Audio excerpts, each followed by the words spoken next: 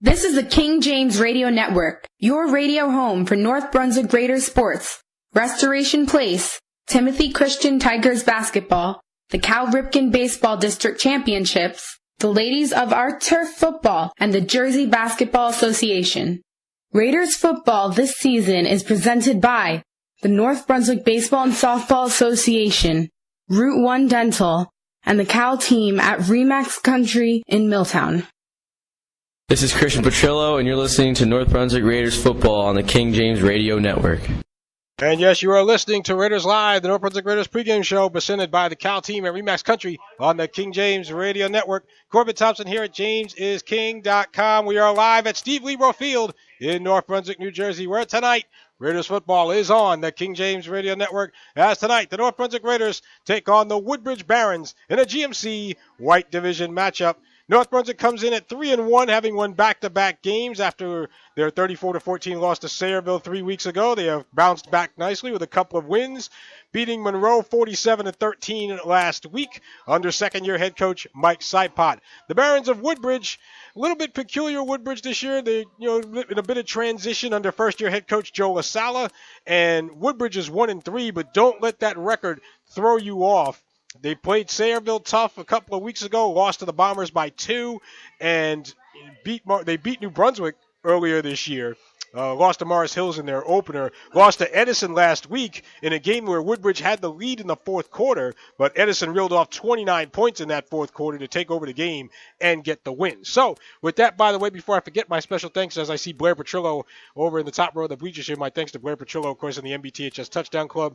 They saved me from myself more times than I care to count. But thank you to the MBTHS Touchdown Club for being the supporting cast, if you will, here tonight. So, with that being said, I had a chance, of course, to catch up with the head coach of Raiders football, Mike Sipot. I see the Raiders are back in the locker room. So I had a chance to catch up with Mike Sipot earlier today to talk about Woodbridge and to talk about this game. And, to be honest, this is a game where, and I see Greg Machos from GMC Gridironers here. So there's Greg is in the house tonight. So all the celebrity writers are coming out tonight. Well, but, as far as the game goes, I was thinking about this, earlier today. And at first I was thinking maybe this wasn't a trap game, maybe because, Mike Sipot and the coaching staff have been very good about not looking ahead to the next opponent, which in this case would be New Brunswick. And we'll talk about a little more about that next week. But, as far as not looking ahead to your next game, not looking past anyone, the coaching staff has been very good with that. And so I do expect that to continue tonight. But that being said, this is a game where I thought about it. And you know what? This is a trap game, because Woodbridge comes in 1-3, probably not a whole heck of a lot to lose right now. Again, first-year head coach. So, the Barons have played teams tough, and they're probably thinking that eventually, if they keep playing tough and hard-nosed football, that eventually they're going to pull one of these games out, and that could very well be tonight. So the Raiders have to be careful and be cognizant of that and act accordingly, of course. So, with that being said, I had a chance to catch up with the head coach of Raiders football, Mike Sipot. In his second year, he has a record of 9 wins and 5 losses, and at least technically, he's only 14 games, but technically Coach Sipot has the highest winning percentage in Raiders football history. Speaking of which, Steve Lebro, the original coach of Raiders football from 1975 to 1992, he has the second highest winning percentage in Raiders history. He will be here tonight for the coin toss. Of course, it's homecoming night here at MBTHS, so homecoming king and queen and all of that. But Steve Lebro will be out here for the coin toss right before the start of the game, and then we'll see if we can get Mr. Lebro up here for a halftime spot. I don't know yet. I haven't officially confirmed that, but we'll see what we can do. But in any event, I caught up with Raiders head football coach Mike Sipot earlier this afternoon, not too far from here, and so here's what he had to say about tonight's matchup. Game number 5 as the Raiders get ready to take on Woodbridge. Man, it's already almost halfway through the season already as Mike Sipot stands with me. And, for Woodbridge, normally I usually towards the end of our interviews I'll go over your opponent, but the beginning here, I'll start with Woodbridge. They're 1-3, but from what I've seen, they're pretty unpredictable. They had the lead in the fourth quarter against Edison last week, and then Edison just went crazy and scored 29 points. gave Sayreville all they could handle a couple of weeks ago, beat New Brunswick. Does that make them a very difficult team to game plan for just because you may not know what to expect? If I didn't look at their record, I would have thought that they were, much better than 1-3. We know what kind of team we're getting tonight. We're getting a physical team. We're getting a team with a lot of athletes on both sides of the ball. Joe does a good job of coaching them up and getting them ready.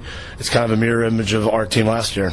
So, we're going to see a very tough opponent tonight. It's a big game, and we're prepared, so we'll see what happens. New head coach Joe LaSala for Woodbridge. Their quarterback, Anthony Santino, he's got 5 touchdown passes, but he's also thrown 6 interceptions, which brings me to, we were just talking about the Edison game before. You guys had 4 interceptions on defense in that game. Do you see similar opportunities here to try to force some turnovers? When he's in the game, we know kind of what they're personnel-wise, we know what they're doing. So it's going to give us an opportunity to maybe jam the receivers, make a play on the ball, maybe get a sack. He's not the biggest kid in the world, but he somehow makes plays. So, again, that's the Woodbridge way, and those kids are tough. They kind of find a way. They stick in the game, and we have a tough opponent tonight. Keyshawn Glover, he's the guy, number 2, that lines up. He'll line up in Wildcats at times or anywhere on the field, basically. Where on the field do you feel like he can potentially hurt you guys the most? I mean, anywhere. He's a great athlete. I mean, I've seen him on the basketball court. I saw him last year. I know going in the off season, he kind of sticks out in my mind as one of the premier backs that we were, going against, and we see him again tonight. He'll play quarterback sometimes. He'll play slot. He'll play running back. We got to make sure we're pursuing to the football and getting helmets on him. As far as you guys, 83 points you guys have scored in the last 2 games, including the 47 last week against Monroe. Do you feel like you're where you want to be offensively, or no? We could always go better. We can always be better. There's always little wrinkles that we want to add. There's, certainly in the passing game, and we always added a couple wrinkles with the running game, even a trick play here and there to keep it loose and have fun for the kids. But we can't really be satisfied with anything. We want to keep rolling. I think that this game, we want to see a very complete game. We want to see a 4-quarter offensive display. And the kids had a great week of practice, so it's kind of on them right now. Not to give away any of your trick plays, but any your Chich catching passes anytime soon? Not this game, but there'll be something up our sleeve. Tyree Geaston, speaking of guys that can make acrobatic plays, I mean, it's amazing. I've been doing this a while, and I don't remember seeing a guy that can navigate the sideline or the back of the end zone the way he does. Would you like, he'll make one catch, but that one catch will just leave you gas for air a little bit. Do you want to get him more involved in the offense, or is it just you got one ball and a lot of guys? Between him and Aaron, we try to spread it out to both of those guys on the outside, and we're very proud of the way we're very proud of what Geaston's been doing. He's matured, since last year. He's been a team guy, someone we can count on in the passing game. And again, he knows what the sideline is, and he gets open, he finds plays, he makes plays for us, and hopefully he continues that. Manny Herrera, who you mentioned to me, is 2 receptions away from tying David Stringer for number 10 on the all-time receptions list at North Brunswick. What have you seen from Manny this year on either side of the ball? Same thing with Manny. We loved his maturity going into this year, being a leader on the field to the younger guys, getting the troops ready to go. That much of his game we were very proud of. But Manny's a big body. He's a big presence on offense. He does a great job getting off blocks on defense. And just him being in the same sentence as Dave Stringer, I'm very proud of him, and it's a great thing. And hopefully he gets some throws tonight and makes some plays on defense. Last year homecoming, your quarterback was the homecoming king, Mr. Petrillo. Any extra emphasis on homecoming tonight? Any significant meaning at all?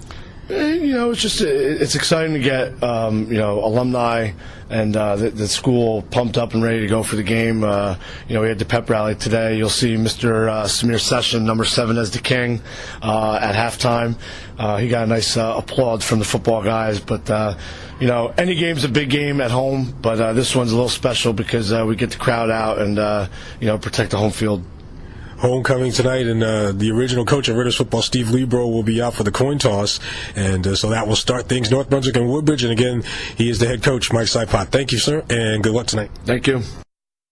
Yep, so there you heard a few comments from Raiders head football coach Mike Saipot as we get ready for tonight's game, North Brunswick and Woodbridge. And, I would think, again, coming off of back-to-back wins, the confidence should be there.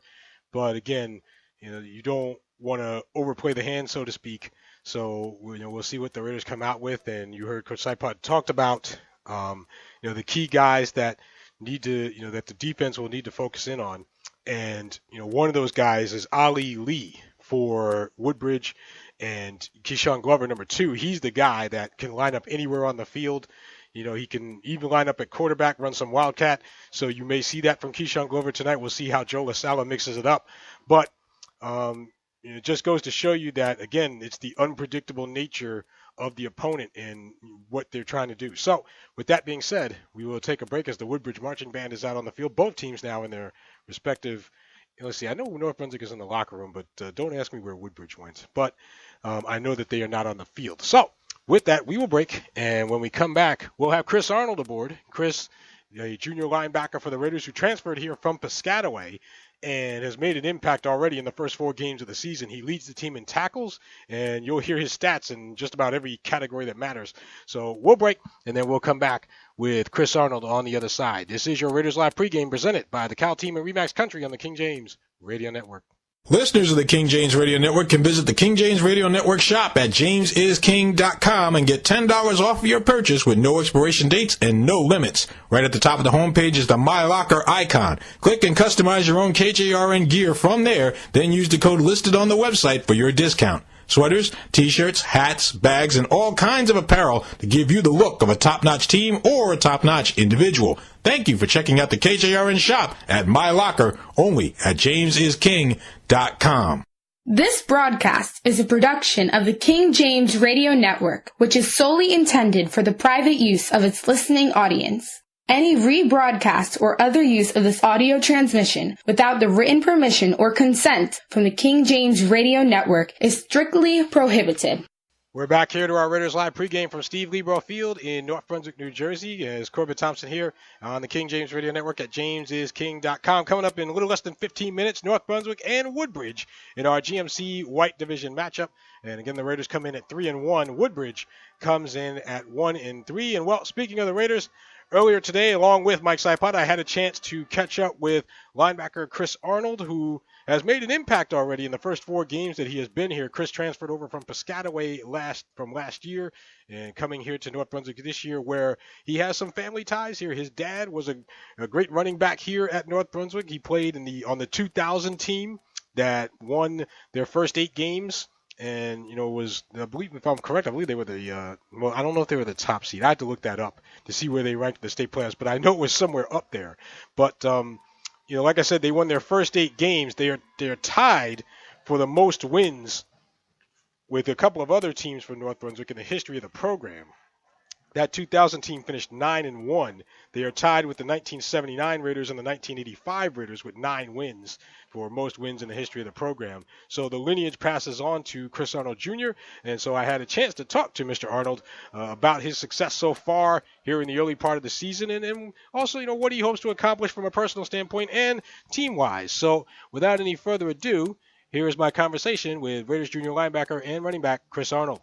Here with Chris Arnold, linebacker and running back, and kind of done a little bit of everything for the Raiders this year. Let's see. I'll read his stat line here. 2 rushing touchdowns, a receiving touchdown, 2 sacks, 26 tackles, which leads the team, 2 interceptions, and a forced fumble. So that's about almost everything. What's been the key this year that has allowed you to do all of that, just to do a little bit of everything and make the team a little more successful?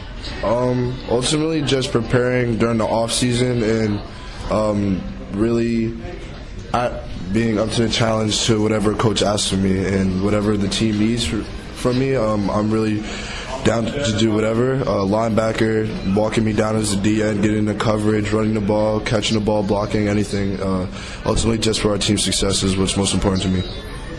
Did you know what the situation was before you came here from Piscataway? You kind of knew that they made the state playoffs last year and they're trying to take it a little bit further. Did you know all of that when you came here? Yeah, I was actually at Freehold Township High School watching the game when I knew that I was going to be moving here. So, I was at that game. Tough loss for the boys, and especially playing with some of these kids back in Pop Warner years ago. I felt their pain as well, and I'm glad to be a part of the team, knowing that we're hungrier than next year, and we're just going to try to go further than we did. I was mentioning your dad a minute ago before we started, Chris Arnold Sr., who was a great player here back in 2000. He played with Coach Saipot. Did that make it easier to step in and being able to do what you do this year, knowing that you kind of have a family bloodline to this place? Yeah, a lot of my uncles came here. Coach Saipot, I look like as a father figure almost. My dad came here and played in that 2000s era with Coach Sal. It kind of just always felt like home here.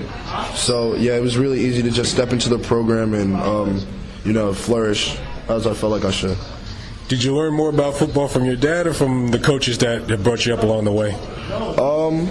I kind of just played it, because as most parents do, they just kind of you're going to go play football today. And I was like, okay, started off at flag and really just started enjoying the game as it went on.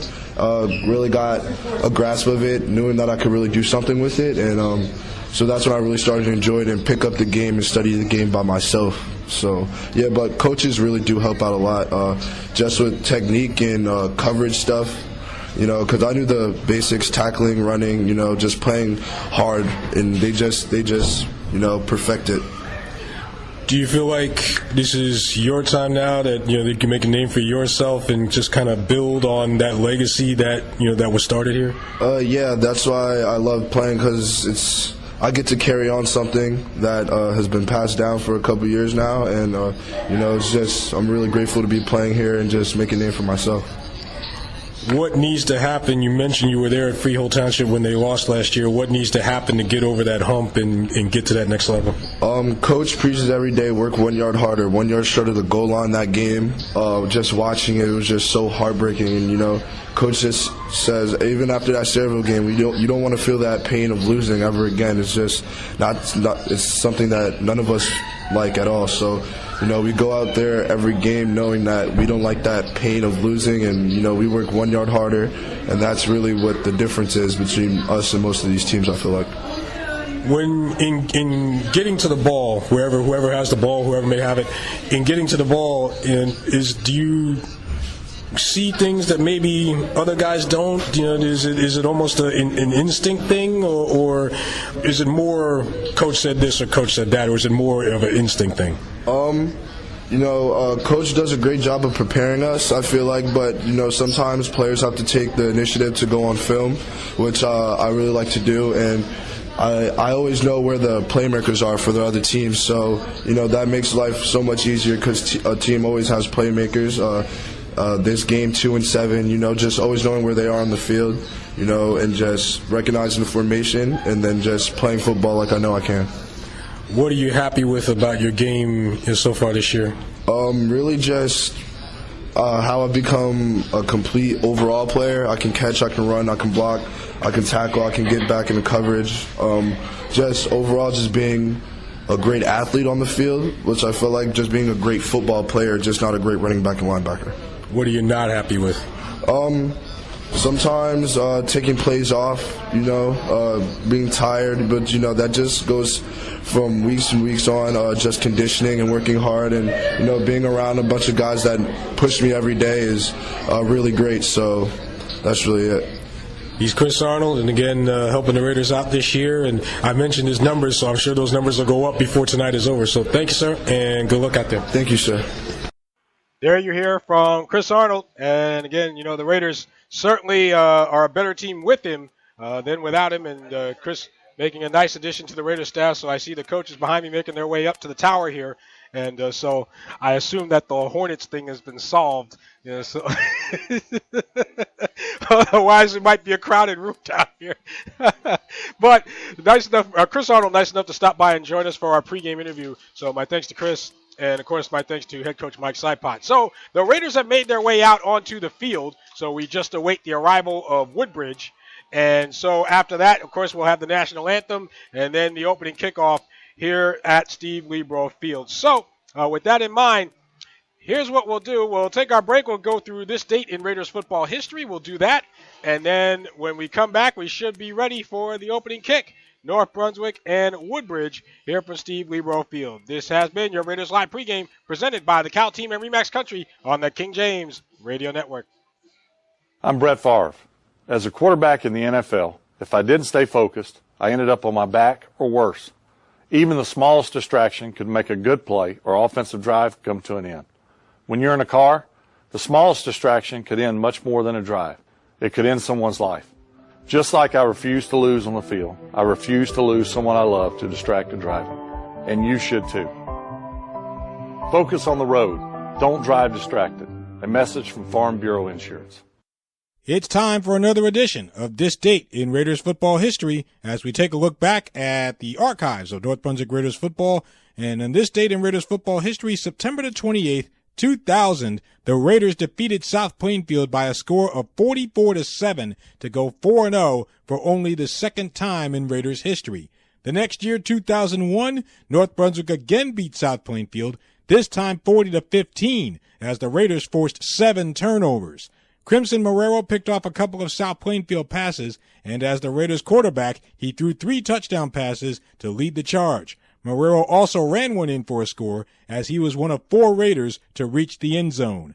2007, North Brunswick edged Carteret 21-20. Pouchon Brown had a big day on the ground with 180 yards rushing and a touchdown. Quarterback Matt Primavera threw a touchdown pass, and Adenivi Adenuba scored twice, including a 95-yard kick return to help the Raiders in the win. In 2017, North Brunswick once again knocked off South Plainfield, this time by a 28-10 score. Sophomore Miles Bailey had 206 yards on the ground with a pair of touchdowns, and junior quarterback Christian Petrillo ran for a score, as well as throwing for one.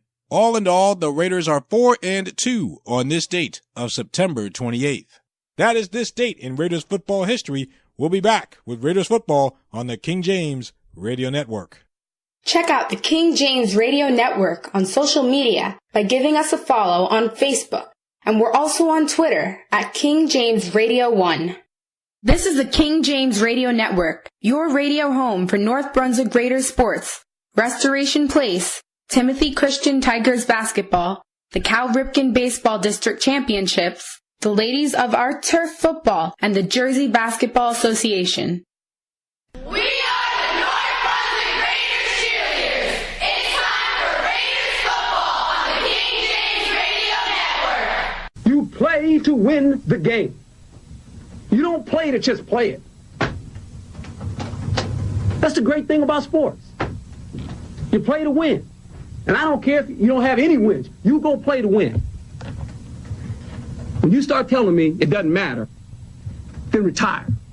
Get out. You guys will hear the national anthem momentarily.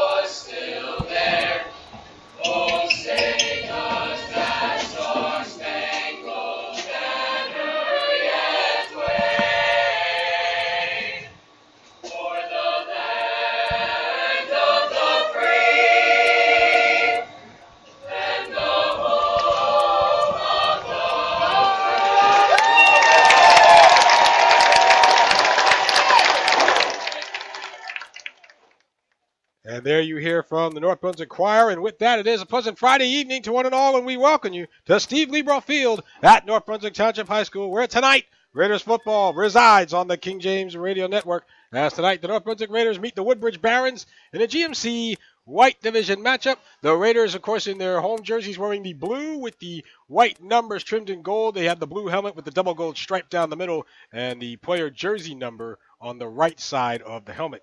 Woodbridge, they're in their white with the black letters and numbers trimmed in red, black pants, black helmets, as they will come out now, the captains, and I believe that's Ben Lapisto out there, if I'm not mistaken, for Woodbridge, as well as an honorary captain. So, of course, Christian Petrillo, Angel Gonzalez, Sean Brahini, and Miles Bailey are your captains for the Raiders.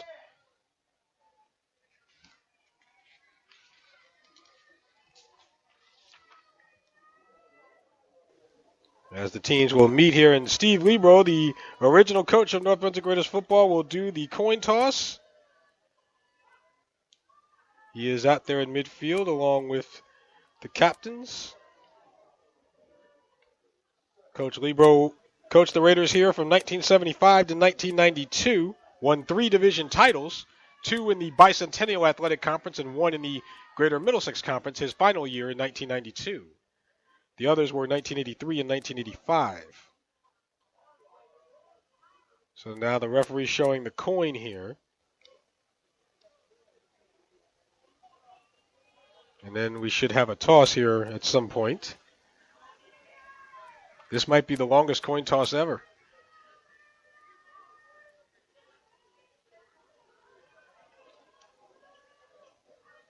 We'll get you our game time temperature. As a matter of fact, I'll tell you now, as Steve Lebro tosses the coin, we'll see who gets it here. But our game time temperature is presented by the Weather Channel. Cloudy skies and 66 degrees at game time.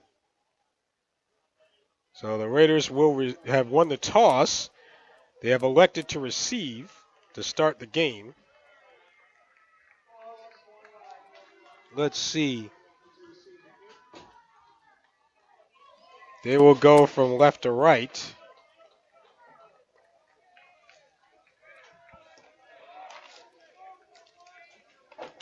So, yes, so the Raiders will receive to start the game. They will go from left to right.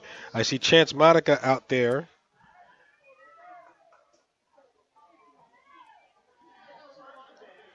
Now, of course, I do not see who a number 61 is, number 51 is, rather. I don't have that on my roster here, but that's all right. I'll take Keyshawn Glover as a captain as well. But again, the Raiders will receive, and they will start this one going from right to left. Now, here's the scenario for the Raiders, okay? The Raiders still have a shot at winning the GMC White Division title, but they have to win tonight. They have to beat New Brunswick next week. Now, assuming those two things happen for just a second, and assuming that Sayreville beats Monroe tonight, which is a good possibility, and assuming that Edison beats New Brunswick tonight, which could go either way, but assuming all of that happens, then the Raiders have a shot at the division title next week, and we'll talk about that next week. Meanwhile, 3 men back deep for the Raiders here. Looks like Brandon Outlaw is in the middle. Miles Bailey off to the far side, and check that, DeMonte Blunt to the near side. Holger Alcivar will kick things off here for Woodbridge. And it's a high but a short kick, goes over to the far side.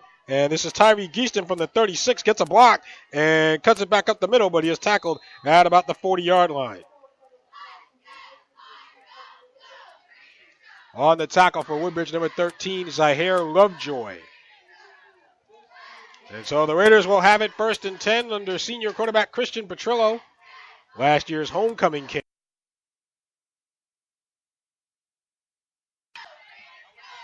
Thrown for 200 and actually check that. That is not right. For, let me see, just a shade under 400 yards. As Petrillo will work out of the shotgun here. Chris Arnold to his right. And takes the snap, drops back, throws it near side, completes to Miles Bailey at the 35, 40, and is dumped at the 42. Chance Monica on the tackle for Woodbridge. So Bailey coming out of the backfield to make the catch. And it is indeed a Raiders first down. They'll spot it at the 43. So we'll call it a gain of 17 as the handoff to Bailey goes around right side and crosses midfield into Barron's territory down at the 48. Matt Sinelli on the stop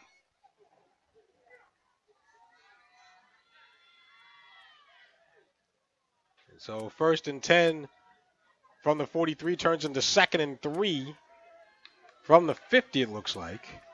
Yeah, make it the Woodbridge 49. Now I see the officials talking something over here. Oh, okay, flag down. So it looks like we have a hold against the Raiders, and it'll come back. Yeah, there's the flag there near the sideline.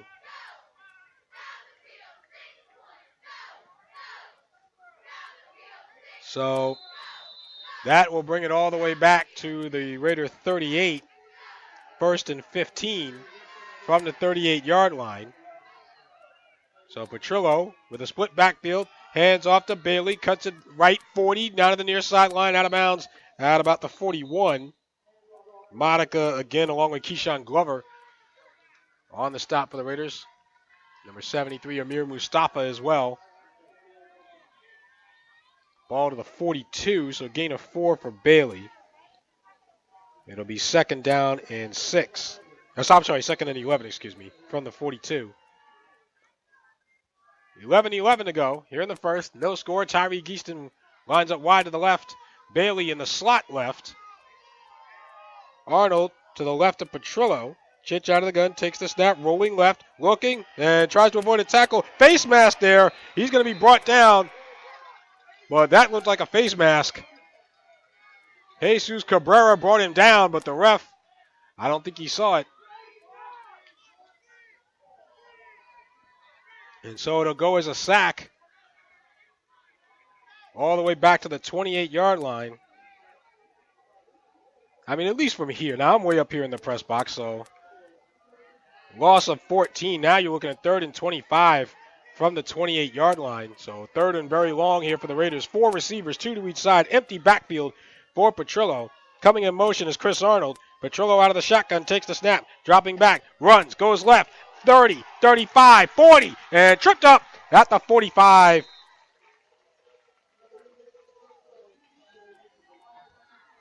And that is classic Chich, making something happen on 3rd down, but it won't be enough for a 1st down. Ball is at the 47, gain of 19 on 3rd and 25.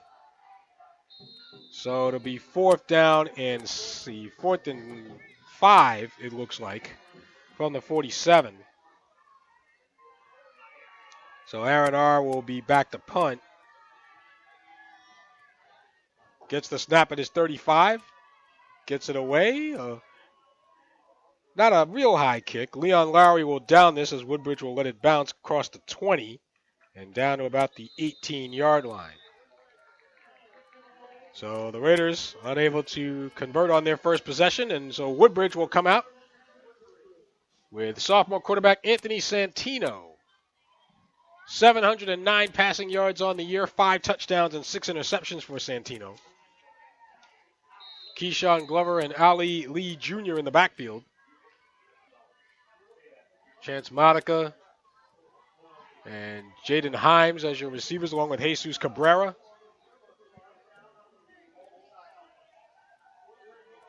So 1st and 10 Woodbridge from their own 17-yard line. And out of the shotgun, a high snap, gets past Santino, rolls down the 5 to the 3 to the 2.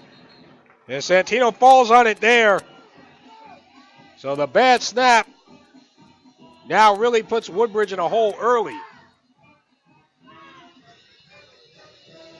Ball is back at about the 4-yard line. So a loss of 13 makes it 2nd and 23, we'll call it. So Santino will work out of his own end zone here. With Lee to his left. Takes the high snap. Drops back. Looks. Throws it. Deep ball. Right side. Far sideline. And incomplete.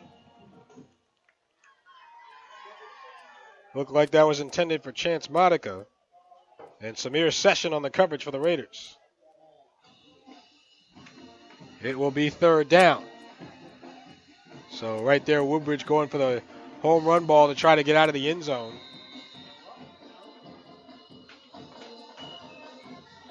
It'll be 3rd down and 23 from the 4-yard line.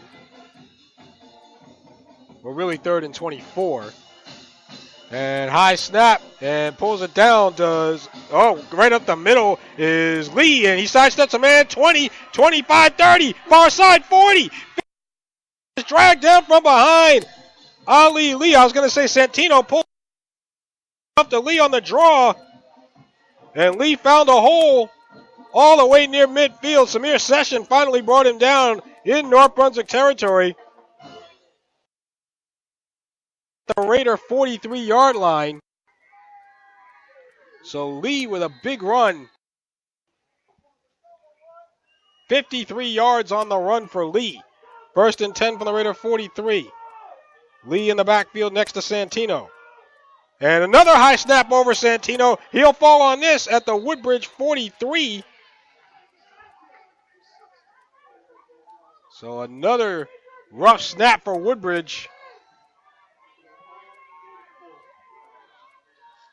And so that's going to be a loss of 13. 2nd and 23 from the Woodbridge 44. So whatever progress Woodbridge is making, they're basically negating it with these snaps. 2nd and 3 from the 44, 7:57 to go. First quarter, no score. Woodbridge, they were driving. So Santino directing traffic here. Looks like a little confusion on the personnel for Woodbridge. Glover wide to the left. Santino takes the snap, drops back, quick throw to the right, and completes it to Monica at the 49, 50, and to the North Brunswick 46.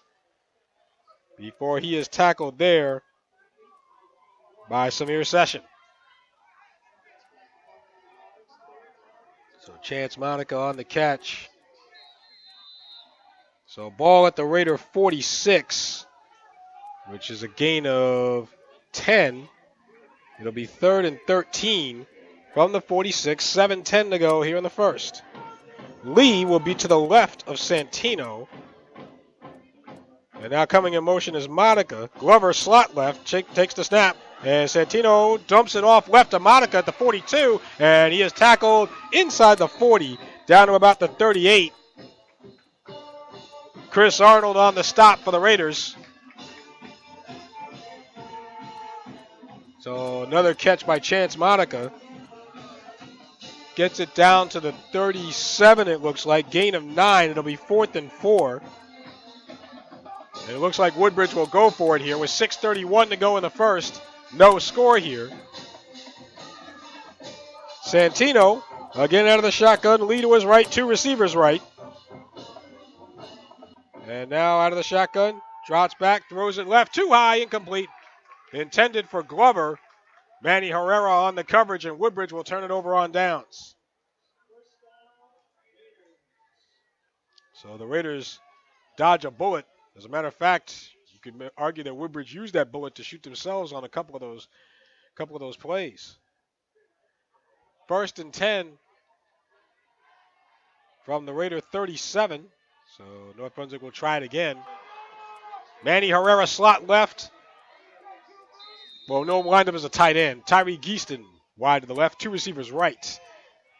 Bailey to the right of Petrillo, and the give is to Bailey straight up the middle, and he is brought down by Sinelli. Matt Sinelli on the stop at the 40-yard line. So a gain of 3 for Bailey. And it will be 2nd down and 7 from the 40. With 5:55 to go. Here in the first quarter, no score. Brandon Outlaw, along with Aaron R. wide to the right. Bailey to the right of Petrillo out of the gun. Again, Herrera has the tight end to the left. Takes the snap and hands off to Bailey, trying to get out of the tackle. 40, 45, left side, 50. Woodbridge 45 and brought down at about the 41. Bruce Trapner on the stop for Woodbridge, but not before a Raiders first down. So a little nifty running there from Bailey. Gain of 19. And it'll be 1st and 10 from the 41. With 5:33 to go in the first quarter. Split backfield this time. Bailey to the right, Outlaw to the left. Petrillo out of the gun, takes the low snap. Drops back, looks, throws it right, and completes it to Herrera at the 36. And he is tackled near the sideline. Looks like both Monica and Jesus Cabrera on the tackle. So good catch by Herrera, who now only needs one more reception to tie for 10th place on the all-time North Brunswick's receptions list. Ball at the 36, so a gain of 5, 2nd and 5 from the 36. Bailey to the left of Petrillo. Geeston wide left. Herrera in motion to the far side. Out of the shotgun, takes the snap, fakes to Bailey, rolling left, looking, throws it left, and tipped and incomplete. Intended for Outlaw and almost intercepted. Off the hands of Keyshawn Glover, who almost had a pick. Christian Petrillo talking to the official. Apparently felt there was some infringement that was not called. So it'll be 3rd and 5 from the 36 with 4:53 left in the first quarter. This time, 3 receivers left. Outlaw, Herrera, and Geeston. Wide to the left, Bailey to the left of Petrillo, takes the snap, hands off to Bailey, and is stood up, and he's going to be brought down by about 3 or 4 Barons. That was a busted play there. And again, Bruce Tropner, among others, on the tackle for the Barons. Bruce Tropner. So it'll be 4th down. Loss of 3 on that. So 4th and 8 from the 39. Aaron R. will punt. Standing in his own 49. High snap. R pulls it down and it kicks it towards the near sideline. No chance for a return as it sails out of bounds. So the punt for R. It will be at the Woodbridge 24-yard line. 1st and 10 from there. Glad you're with us at jamesisking.com. Also on Facebook, you'll see us under King James Radio Network. And on Twitter, at King James Radio 1. Well, so far no score here. Almost 8 minutes gone by. On a cool but clear night here in North Brunswick, New Jersey. If I get any updates from either Sayreville or Edison, I'll pass them along.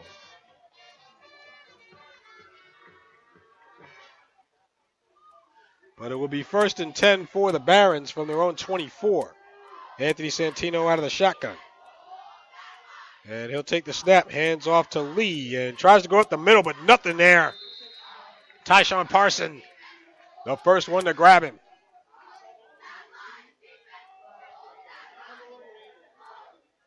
And so, ball is back at the 20. Loss of 2, 2nd and 12.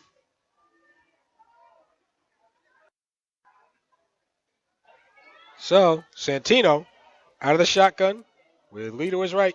Takes the snap, off to Lee, throws it right, and completes it to Cabrera, and he gets to the 32 before Sean Brahini makes the tackle.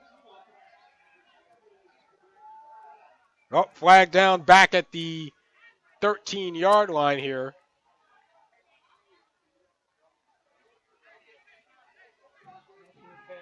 Roughing the passer call against the Raiders. So the ball was at the 31-yard line. So it will go further.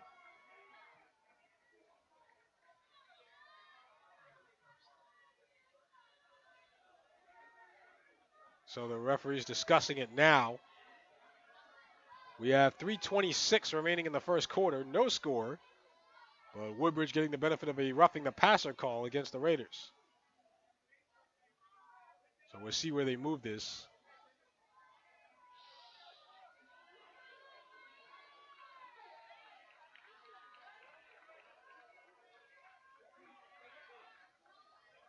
And so it will come all the way up to the Woodbridge 46-yard line. So 15 yards after the play. So 1st and 10 Woodbridge from their own 46. 2 receivers left for the Barons. Matter of fact, 2 to each side. Monica will come in motion to the far side. Lee to the right of Santino. Out of the gun, check that. That's Glover in the backfield. Glover takes the snap and it makes his way towards the 50-yard line. Keyshawn Glover. Samad Wingo on the tackle. We mentioned Glover can line up at quarterback. They will line him up there on certain plays. They did there. So, gain of 4, second down and 6 from midfield. 2:55 remains in the first. Santino now back behind center out of the shotgun. Lee to his right. Santino takes the snap, drops back, throws it near side, and too high, incomplete. That pass intended for Jaden Himes. Brandon Outlaw on the coverage for the Raiders. And that'll make it third down and 6 from the 50.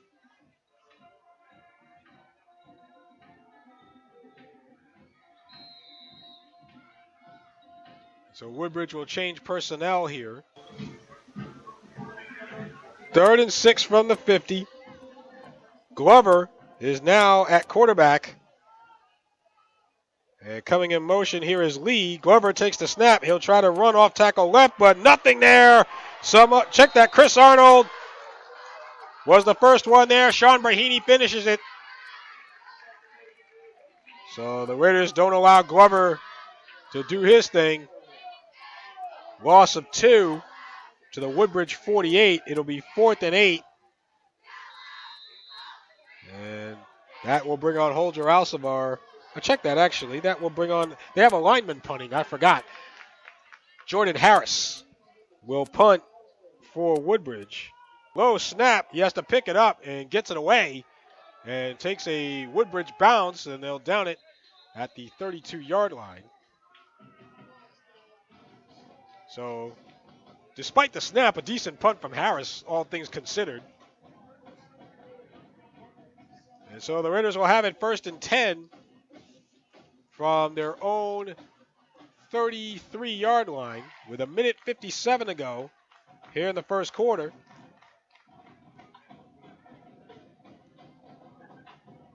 As North Brunswick tries to get their offense on track. Tyreek Easton wide to the left. Petrillo will work out of the shotgun here with Chris Arnold to his right. Petrillo takes the snap. He'll run off tackle right and trying to move ahead with the pile here to the 40. Brought down there.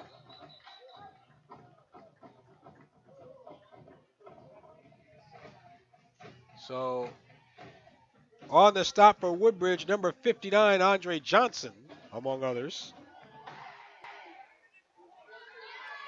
Ball is at the 40, so a gain of 7, 2nd and 3. So with Bailey to his right, check that, Arnold to his right. Bailey's slot right, out of the gun, takes the snap, and hands off to Arnold, off tackle left, 42, and breaks a tackle, 45, breaks and gets to the 47. Chris Arnold keeping those legs going. On the tackle for Woodbridge was Zaire Lovejoy. And so Arnold to the 48, gain of 8 for Chris. It'll be 1st and 10 from the Raider 48 with 58 seconds left to go in the first quarter. Arnold's first touch of the night. Petrillo with Bailey to his left. 3 receivers right now, Outlaw in motion to the far side, and out of the shotgun, dropping back, throwing it over the middle, and incomplete, intended for Bailey, and Bailey is shaken up. Jesus Cabrera on the coverage, and Bailey, I'm not sure if he got hit in the head.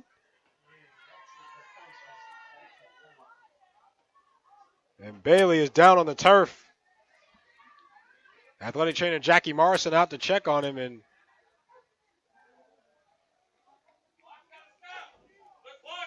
so Bailey is, let's see, maybe the mid-six. Looks like Jackie Morrison checking out. Looks like Bailey's, I can't tell if she's looking at his midsection or his right leg, because he has his right leg up in the air, I think. But definitely a scary moment here for the Raiders. Bailey on pace to break North Brunswick's all-time rushing record, but he has to be healthy to do that. Yeah, it looks like they're checking out the leg. Yeah, it looks like the left leg of Bailey. So at least you know it's not a head injury. With 17 seconds left in the first quarter, and you can hear the silence right now at Steve Lebo Field because, like I said, Bailey is part of what makes this offense go. The PBA, Petrillo, Bailey, and Arnold. And so, again, athletic trainer Jackie Morrison out there looking at Bailey. It looks like his left leg, his left calf area. And now they're checking out his foot, like the heel of his foot. So, Bailey right now lying on his side.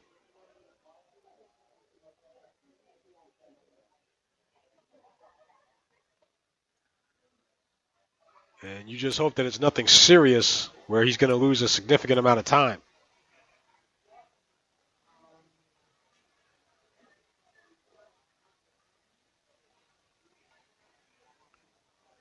And now Jackie Morrison's getting out the cart, and that's not good.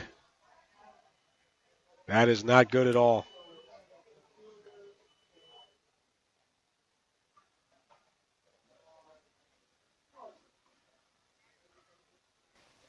And Bailey showing no signs of getting up here. As Jackie Morrison brings the cart out towards midfield. So my guess is here they're going to try to get Bailey up. Now head coach Mike Sipot coming out.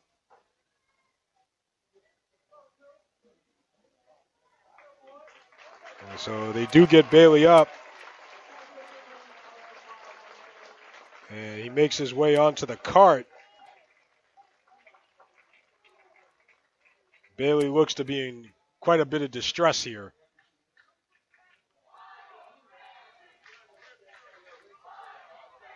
So they're going to take Bailey off here on the cart.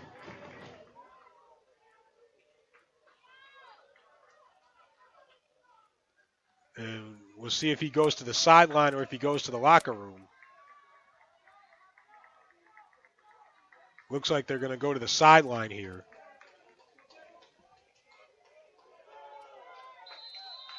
Nope, they're going to the locker room. Then that's not good. Second down and 10 Raiders from their own 48-yard line as play resumes. Two wide receivers right. Brahini comes in motion to the near side. Petrillo out of the gun. Hands off to Arnold, 50, and gets to the Woodbridge 45 before being tackled by Matt Sinelli. So another good run for Arnold, and now he becomes the guy in the backfield along with guys like Brandon Outlaw and DeMonte Blunt. So ball to the Woodbridge 46, and that is the end of the first quarter. So gain of 6 on that. It'll be 3rd and 4 Raiders from the Woodbridge 46 after the break. No score. North Brunswick and Woodbridge from Steve Lebro Field. We'll break. We'll come back in a moment with Raiders football on the King James Radio Network. This is Christian Petrillo, and you're listening to North Brunswick Raiders football on the King James Radio Network. We start the second quarter, and Woodbridge has a 3rd and 4 from their. North Brunswick has a 3rd and 4 from the Woodbridge 46. No score. As Chris Arnold lines up to the left of Christian Petrillo, and Chich will look to the sideline here.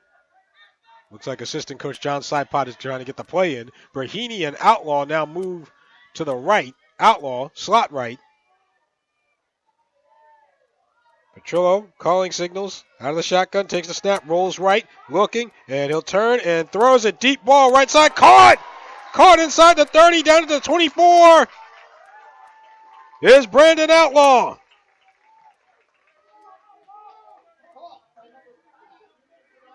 Outlaw on the catch. It will be first down at the Woodbridge 29, gain of 17.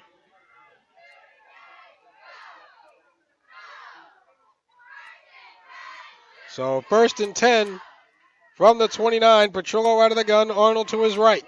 Takes the snap and hands off to Arnold. Breaks one tackle. Cross back to left side. 25. And Arnold Keeping his feet going to about the 20, and it looks like we have a flag.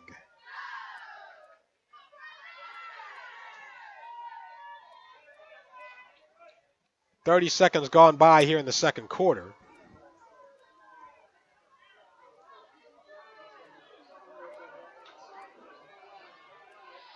So we're just awaiting the official call. Holding against the Raiders. It'll come back.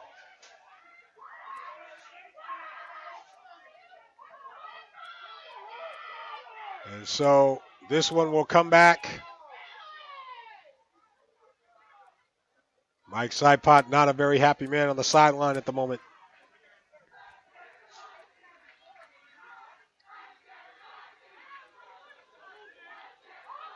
So let's see where the ball is moved to.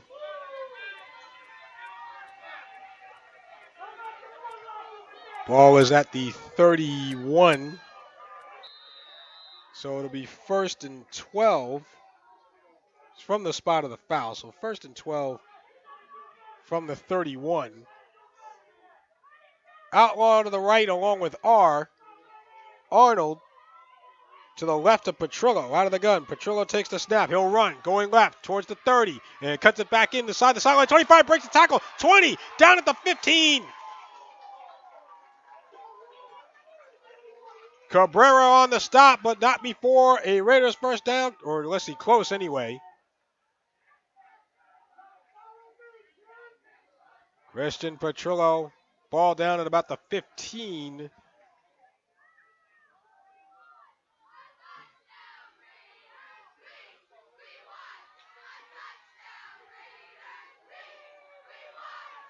So it looks like it'll be 2nd and 1 from the 15.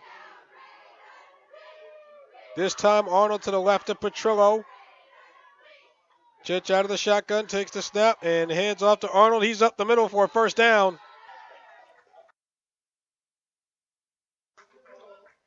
Inside the 15 down to about the 13. So gain of 2. 1st and 10 from the 13 with 10:55 to go in the second. Again, no score here. Arnold to the left of Petrillo, 2 receivers right. Petrillo out of the shotgun, takes the snap, rolls right, looking, trying to get away, breaks one tackle and throws a wounded duck up there and out of bounds. Luckily, Chich did get it far enough to the sideline where it wouldn't cause any damage. And it'll be 2nd down and 10. So Raiders trying to find their way into the end zone here. So 2nd down and 10 from the 13 with 10:38 left in the half. So Petrillo will work out of the shotgun. Arnold to his left, takes the snap and hands off to Arnold, trying to go off tackle right, across the 10 down to about the 8.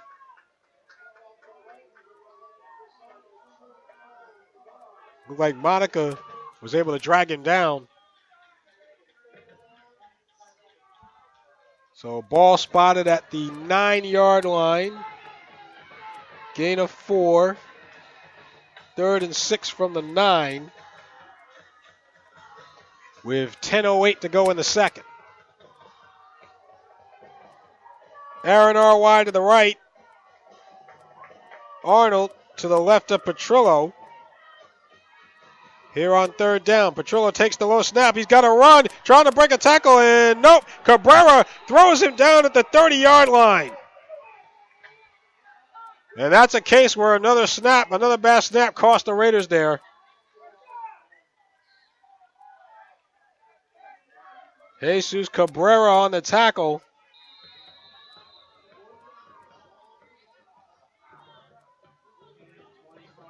So the ball's at the 27, though, spotted. Still a loss of 18. And it'll be 4th down and 24 from the 27. The Raiders will go for it. They have to get to the Woodbridge 3-yard line for a first down. 9:14 left in the half. 4th and 24 here. Petrillo with Arnold to his right. Out of the shotgun, takes the snap, dropping back, looking, throws it right side, end zone, and jump ball And it is intercepted.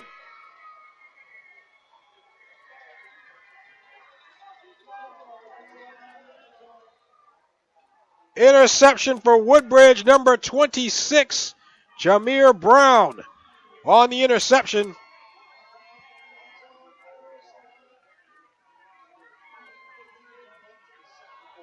And so the Raiders turn it over for the first time tonight. I mean, they would have, unless it was caught by a Raider receiver, they would have turned it over on downs anyway. It was caught in the end zone, so it's a touchback to the Woodbridge 20. And that's where the Barons will have it, 1st and 10. So 1st and 10, Woodbridge from their own 20-yard line. And again, we'll see if Miles Bailey comes back in this game. But in the meantime, out of the shotgun is Glover. And takes the snap, and he'll try to run right and spins. Maybe gets a yard or two before Tyrell Pereira, among others, make the tackle for the Raiders. Ball is at the 23. So gain of 3 for Glover, 2nd and 7 from the 23. With 8:35 to go here in the second. So Santino back in at quarterback with Lee to his right. Check that, Cabrera in motion to the far side. Hands off to Lee, goes left, 25, 30 to the outside, 35, and is brought down at about the 37. Looked like Brahini and Wingo were there to stop him.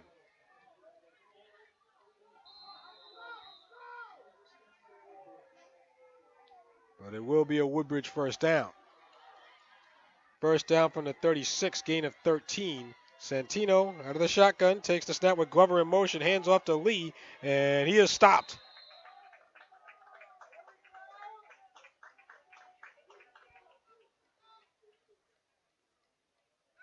Ball is at the 36, so no gain. It'll be 2nd and 10 from the 36 with 7:42 to go in the second. Monica is wide to the right. Santino out of the shotgun with Lee to his right. And now Cabrera in motion to the far side. Now back in motion to the near side. And Santino takes the snap, rolls right, looking, throws it right side, too high, incomplete. Good catch from head coach Mike Sipot. Coach Sipot showing off those hands, intended for Chance Monica. Brandon Outlaw on the coverage.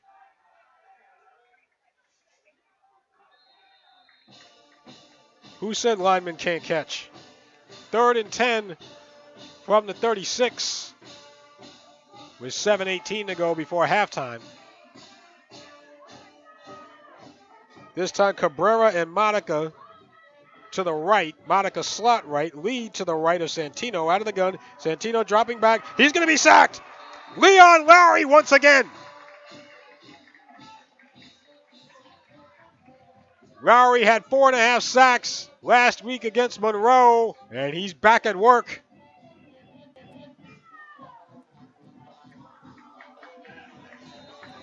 That brings it back to the Woodbridge 27, loss of 9, 4th and 19. They will punt. Jordan Harris will punt for Woodbridge. He's at his own 12. Tyree Geeston back deep for the Raiders. High kick from Harris to the near side.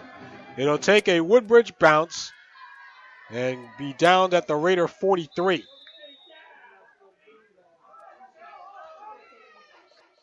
So it will be North Brunswick ball, 1st and 10 from their own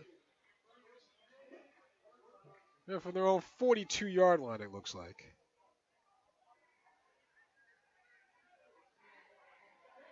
With 6.5 left to go here in the second quarter.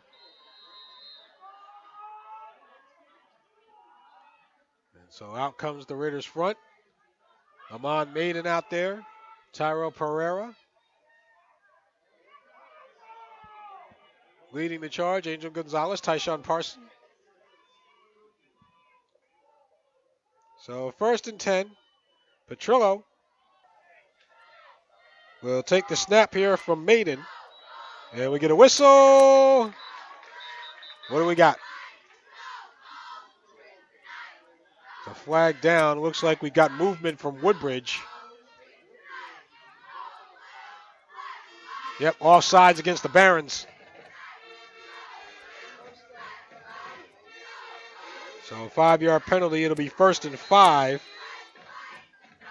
from the Raiders' 47-yard line. Petrillo out of the shotgun, takes the snap, hands off to Arnold, running right, 50, near side, 45, and is tackled there. Looks like Keyshawn Glover forcing Chris out of bounds. But it is enough for a North Brunswick first down on 1st and 5.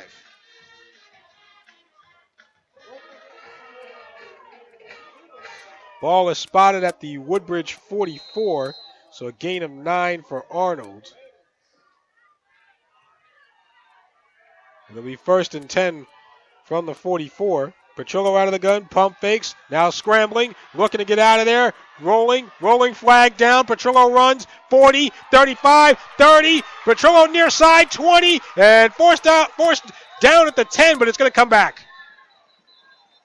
Lee on the tackle, but it's going to come back, holding against the Raiders. I knew when they threw the flag, it was coming back.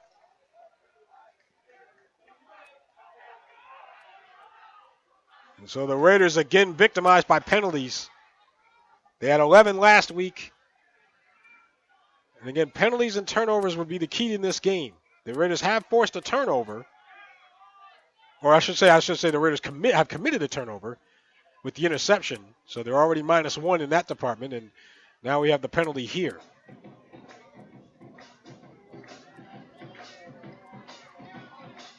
Ball back at the 39-yard line on the hold, which means it'll be 1st and 15 from the, first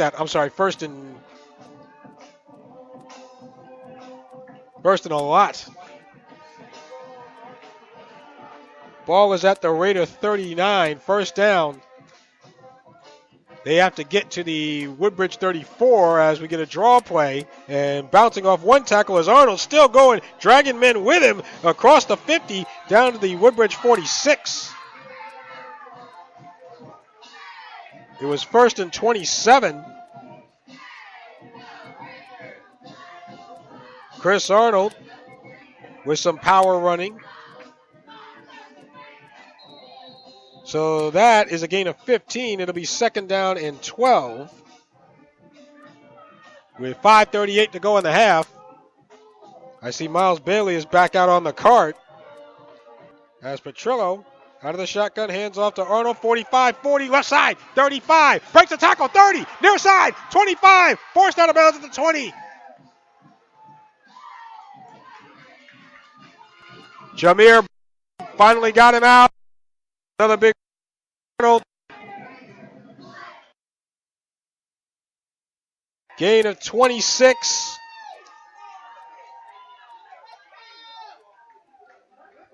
First and 10 from the Woodbridge 20 with 5:24 remaining here in the first half. Yeah, Bailey's on that card, and he's not getting up. He looks like he's done. Wait a minute. He's moving now. We'll keep you updated on Bailey. But it doesn't look like he's going to be coming back anytime soon. He's trying to walk it off, though. 1st down and 10 from the 20 for the Raiders.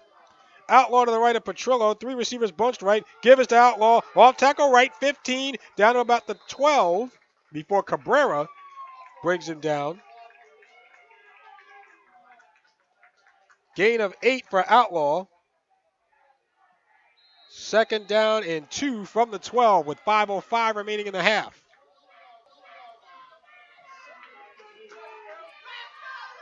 We may see Bailey in the second half, but I don't think we're going to see him again in the first half. Maybe. He's still hobbling, so that's a big maybe. 2nd and 2 from the 12. Petrillo with Outlaw to his right. Brahini lined up as a tight end. Brahini in motion to the near side.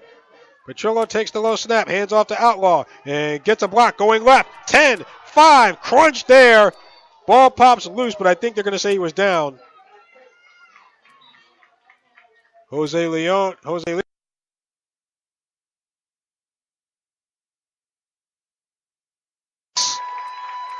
On 2nd and 12 makes it 1st and goal for North Brunswick from the 6-yard line. And North Brunswick will call Woodbridge will call a timeout. So Woodbridge calls time with 4:28 remaining in the first half. And no score between North Brunswick and Woodbridge. We'll be back on the King James Radio Network. 4:28 to go here in the second quarter. We have no score, but the Raiders have a 1st and goal on the Woodbridge 6-yard line. Split backfield for Christian Petrillo out of the shotgun with Brandon Outlaw to his left, Chris Arnold to his right. 2 receivers right. Petrillo out of the gun, takes a low snap and hands off to Arnold. Whistle blows. So apparently a dead ball here.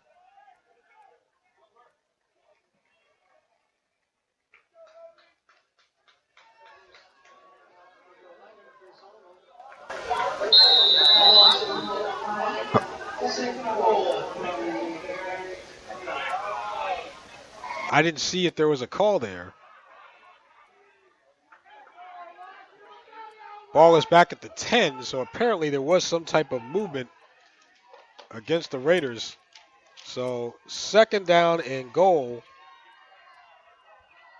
from the 10-yard line. Petrillo out of the shotgun, takes the snap, hands off to Arnold, keeps it himself, off tackle left, 5, touchdown North Brunswick Raiders.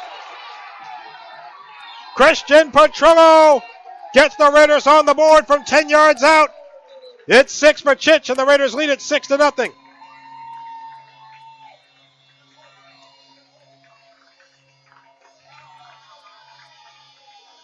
Petrillo with the fake handoff to Arnold, and then he went left.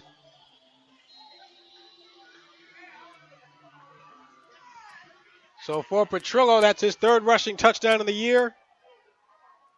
Aaron R. will kick the extra point with Petrillo to hold. And the snap, the spot, R's kick, a line drive kick, but it missed to the left. So, with 3:37 remaining in the second quarter, the Raiders lead it by a score of 6-0. We'll break. We'll come back on the King James Radio Network. We come back. And so, 3:37 left to go here in the second quarter. And so Aaron R. will kick things off going from right to left. And this is a kick coming towards the near side. It is caught at the 26 by Glover and makes his way to the 40 before he is bowled over there. Looked like Samir Session on the tackle for the Raiders. So Woodbridge will have it 1st and 10 from their own, just in front of the 40-yard line. By the way, Woodbridge Athletic Director Joe Ward chiming in, a.k.a. Phil Sims. That's an inside joke. But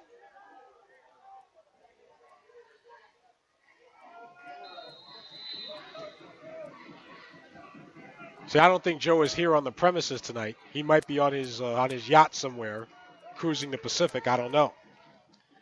1st and 10 from the 41. With 3:33 to go here in the first half. 3 receivers bunched left for Woodbridge, 2 to the right, empty backfield. Santino out of the gun, hands off to Lee in motion. Jet sweep perhaps, cuts it upfield to the 45.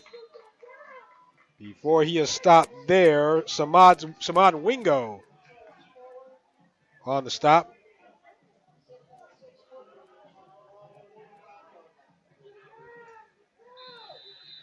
So ball at the 45, 2nd down and 6 from the 45-yard line with 3:08 remaining in the half.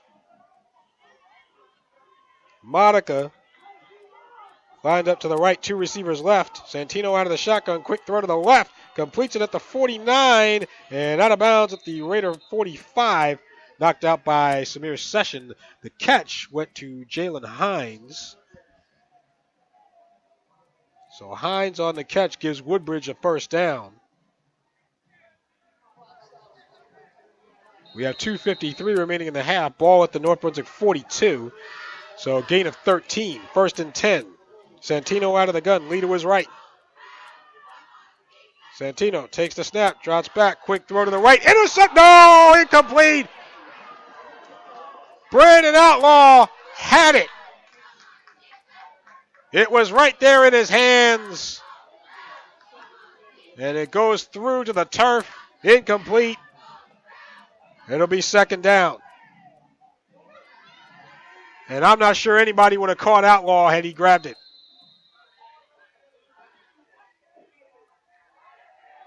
Second and 10 from the Raider 42 with 2:49 remaining in the half.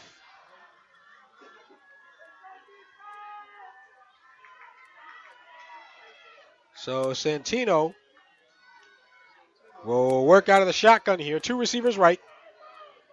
Lee to the right, takes the snap, drops back, steps up in the pocket. Let's see if he runs. Nope, he is knocked down by Manny Herrera at the Raider 45. Herrera came out of nowhere. So Herrera gets the sack, loss of 3.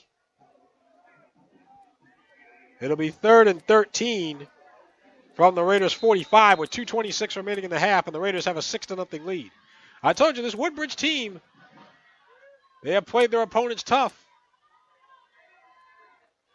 The record may not reflect it, but Santino out of the shotgun here. Lee is a slot receiver to the right. Two receivers left. Santino takes the snap, looking left, steps up, throws it left side, and completes it to Hines, and he is out of bounds at about the 37. Samir Session there on the stop. Jalen Himes on the catch.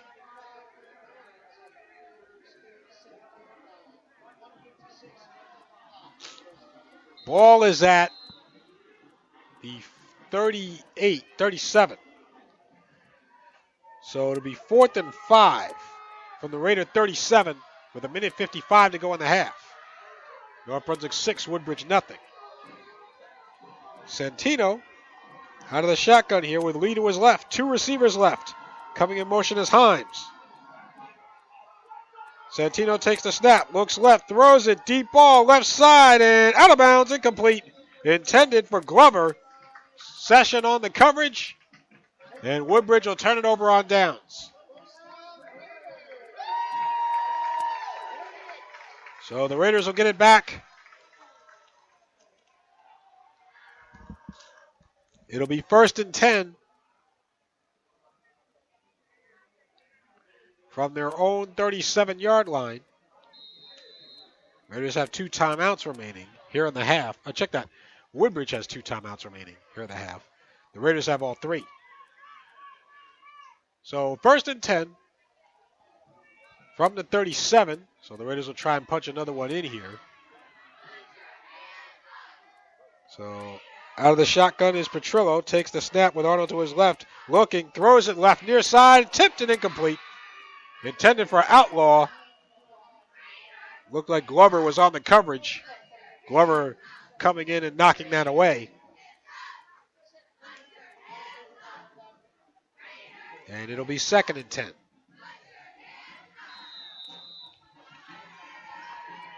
So 2nd down and 10.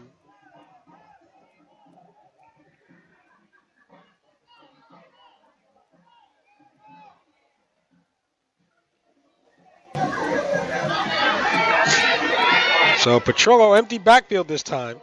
2 receivers right, make it 3.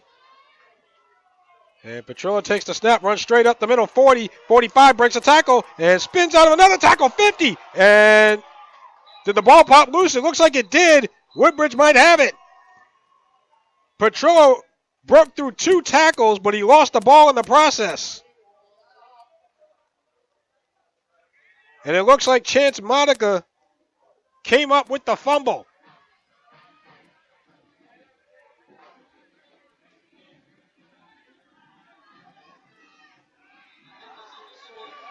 And so the Raiders commit their 2nd turnover of the night.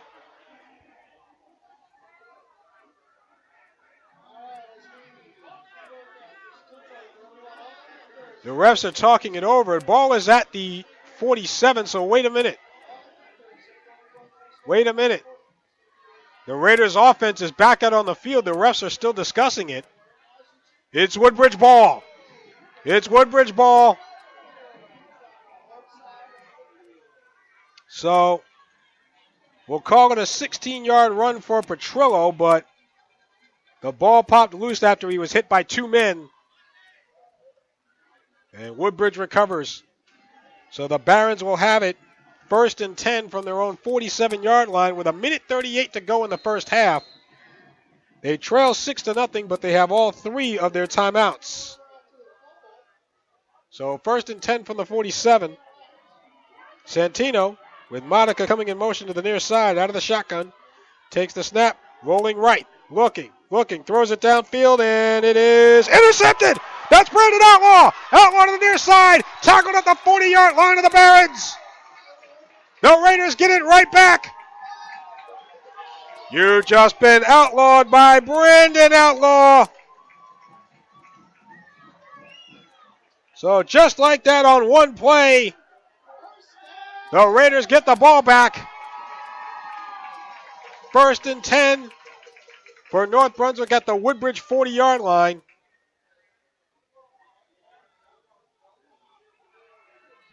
With 1:28 left in the first half. 4 wide receivers, 2 to each side. Arnold to the left of Petrillo. Out of the gun, hands off to Arnold, straight up the middle, 40, 35, breaks the tackle, almost broke one. Got down to the 30 before Jose Leon slowed him down. So another big run for Arnold. Ball is at the 31. So we'll call it 2nd and 1 here, long one. Petrillo out of the shotgun, takes the snap, rolls right, looking, throwing, and right side incomplete. Intended for R.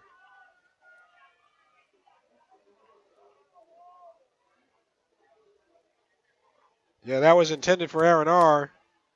And Jameer Brown on the coverage for the Barons. So it'll be 3rd down and 1.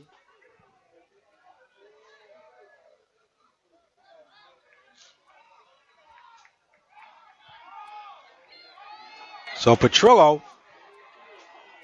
will work out of the shotgun here with Arnold to his right, 3 receivers right, takes the snap and hands off to Arnold, breaks the tackle, 30, inside the 30 to the 25, inside the 25.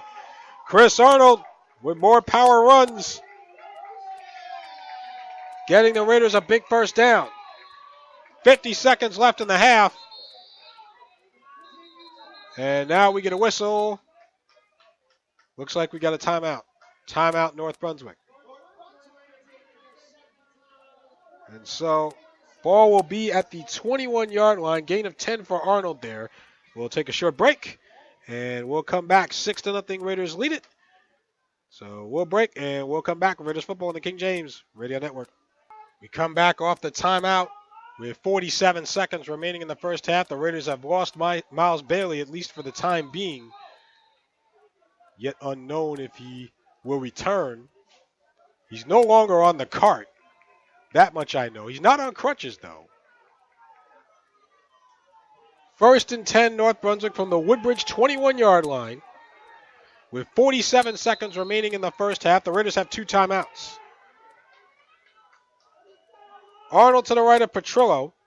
Chich out of the gun, takes the snap, and keeps it himself. Goes off tackle left, 20, and gets down to about the 16 before Leon tackles him. Jose Leon.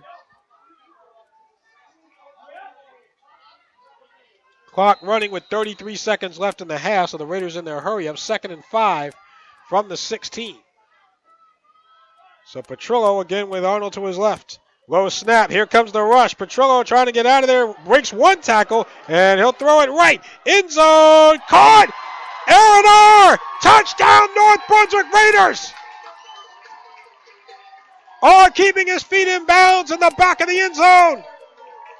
Taking some lessons from Tyree Geaston. A 16-yard reception to Aaron R. And the Raiders lead it 12-0. R was opened in the back of the end zone. So now R will kick his own extra point here. Petrillo gets the snap. R's kick, and again it's wide to the left. He missed it. And so, with 16 seconds remaining in the first half, North Brunswick 12, Woodbridge nothing. Will break. We'll come back in 30 seconds on the King James Radio Network. We make it back here to Steve Libro Field with 16 seconds remaining in the first half. We're at 12-0. Miles Bailey has his helmet on. He has his helmet in his hand. Looks like he wants to come back in, maybe in the second half. Line drive kick from R gets to about dropped and fallen on at the 28. That's Detahan Rankins. Detahan Rankins. I'll go with that. So 13 seconds left in the half. The Barons will have it 1st and 10 at their own 28. We'll see if Woodbridge will sit on it here, or will they try to do something here.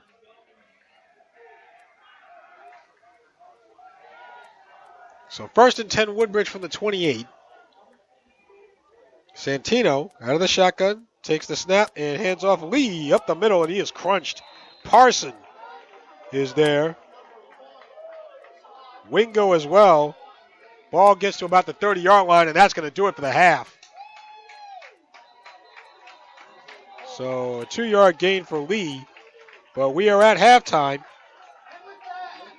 And so, even without Miles Bailey, the Raiders have gained a 12-0 lead here at halftime. And again, Bailey walking off. He's got a slight limp, but he's walking off. He's got his helmet in his hand. We'll see if he comes back for the second half. But in the meantime, we'll take a break here. And when we come back, we will have some halftime stats. And we'll do all of that. So we'll do all of that, and we'll see if we get you any scores or anything like that. Don't hold me to that, though. We'll break, and we'll come back. North Brunswick 12, Woodbridge nothing. We'll be back with Raiders football on the King James Radio Network. It's time for another edition of This Date in Raiders football history as we take a look back at the archives of North Brunswick Raiders football. And on this date in Raiders football history, September the 28th, 2000, the Raiders defeated South Plainfield by a score of 44-7 to go 4-0 for only the second time in Raiders history.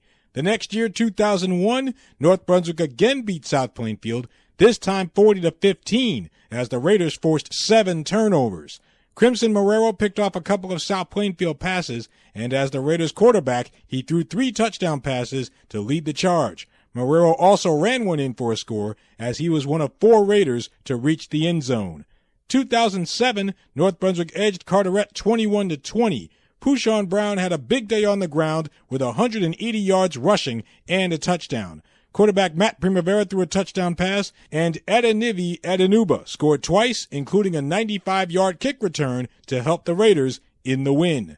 In 2017, North Brunswick once again knocked off South Plainfield, this time by a 28-10 score. Sophomore Miles Bailey had 206 yards on the ground with a pair of touchdowns, and junior quarterback Christian Petrillo ran for a score, as well as throwing for one. All in all, the Raiders are 4-2 on this date of September 28th. That is this date in Raiders football history. We'll be back with Raiders football on the King James Radio Network. Corbett Thompson back here on the King James Radio Network at jamesisking.com. We are at halftime as the Raiders lead it by a score of 12-0. And so I have my halftime guest here. I'm just gonna have him put his headphones on there. He'll be able to hear everything I say through here, and then we'll have ourselves a little chat with the original head coach of North Brunswick Raiders football back from 1975 to 1992. He coached here for 18 seasons. He is the gentleman that this very field is named after, and he is head coach, Coach Steve Libro, sitting to my left. And so, Coach Libro, thank you very much for coming by. The first question that I will ask you is, when you started this program, the football program, in 1975, was it just you trying to? Oh, you can't hear me? Let me see. Is that better? Yeah. Okay. So when you started the varsity program back in 1975, was it were you just trying to get off the ground, or did you want to win a lot of games early on? Tell me about the mindset of starting the program.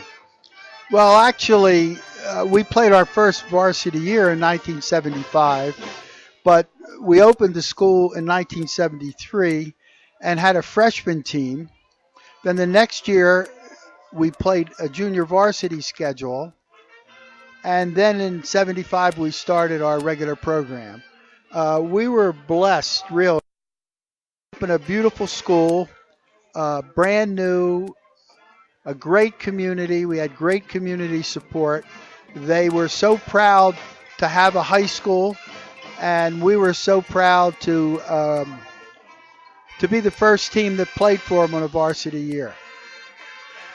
What was it? I know you guys didn't win a lot of games your first year. I believe you had 2 wins your first year, so the success started to come a little bit after that. What was it that really got to turning things around for you guys? Well, good athletes, number one. We were finding our way. It's tough. It's tough when no one has varsity experience to go out and play a varsity game. And we gained that experience. We had some real good players, and it came up through a very well-coached, well-run, enthusiastic Pop Warner program, the Adams AC.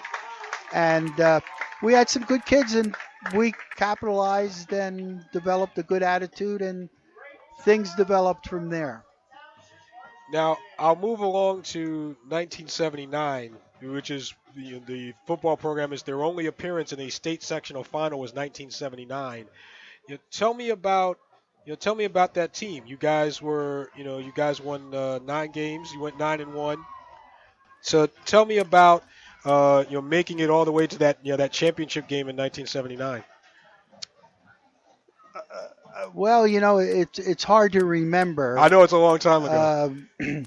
Most of the people around here weren't even born yet. Yes. However, it was exciting, definitely exciting. In those days, out of the section with each group, you only took 4 teams. Yes. So it was quite an accomplishment to be one of the 4. And as I think we were beaten in the championship game by a very good South River team that had 4 or 5 scholarship Division I players, and the star of that team was Kenny Jackson, who went on to Penn State and had a great career, and he was a number 1 draft choice by the Philadelphia Eagles as a receiver. So we got beat by people that knew how to play the game. You went up against the big boys. And, 1985, a little bit later, you had won the division championship in the Bicentennial Athletic Conference. If I had to ask you to compare, that team you had in 1979 and that team you had in 1985, if you can remember, which team was better in your mind? Well, at one time in my life, you could ask me that question and I would have jumped all over the answer. But as I matured and think back of the kids and I was fortunate enough to have play for me, they were very, very similar in the fact that at North Brunswick at that time we played with a lot of enthusiasm. Our kids were hitters and played really good defense, and we could kick the ball well. And that's what we hung our hat on. And if you check back through, I think that's the best comparison of the two. Talking again with Steve Libro, the original coach here at North Brunswick Township High School, who this field is named after, Steve Libro Field. Were you surprised that they named the field after you? Yeah, I was very surprised. I was, and still am, very proud about that, to be, recognized for what we accomplished here. But I didn't do it alone. That's for sure. I mean, we had an athletic director by the name of Joseph Locascio who opened the building with us, and did a great job of getting us prepared to play with facilities and budgets and things of that nature. And I had a great football staff. Our staff was together from probably for 10 or 12 years. We had two guys on the staff that for every year I coached, they stood next to me on the sideline.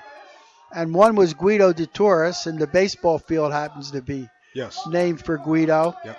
And another one was one of my dear friends, Jim Lynn, who was a big guy, a great offensive lineman, and a really good coach. So what success we had in North Brunswick was a collective thing.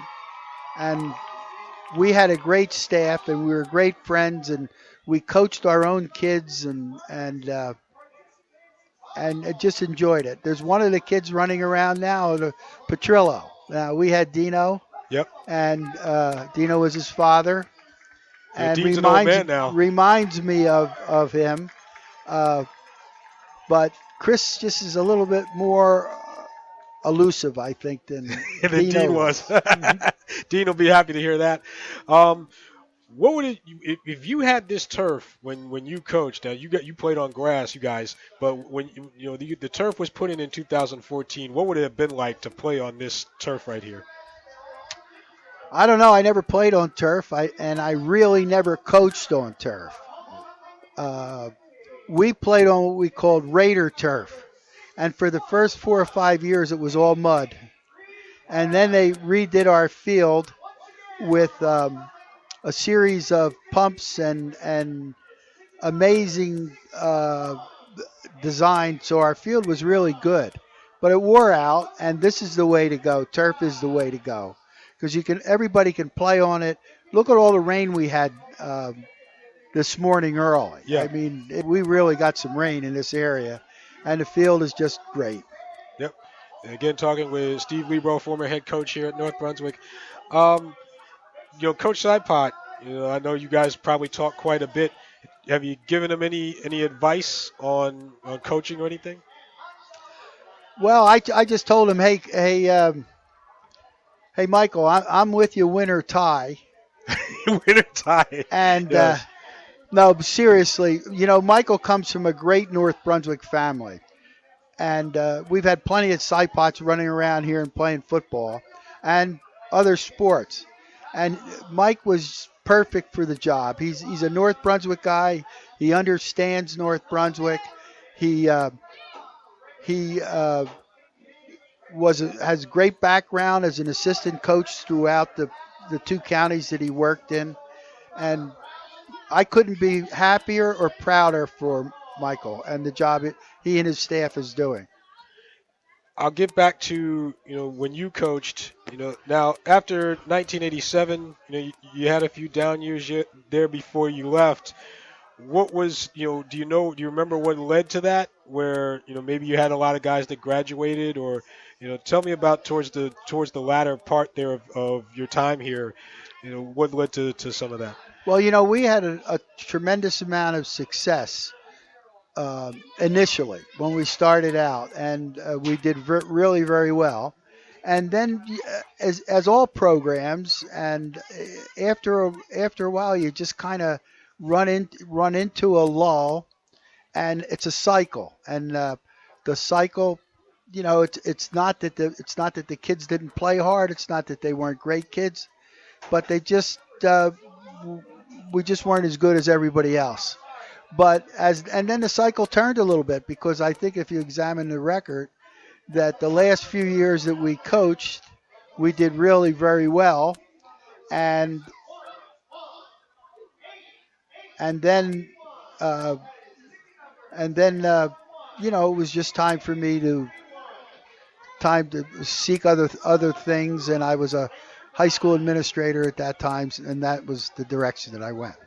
1992 was your last year. Did you know before the season that was going to be it for you? Yes, I did know. Did you tell your players? No, but I think that they kind of knew, because, I lived in North Brunswick. My kids went to high school and elementary school in North Brunswick.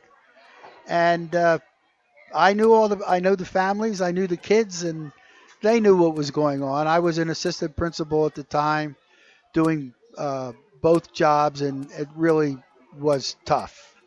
Yeah. So we all agreed that was it. My last year, 92.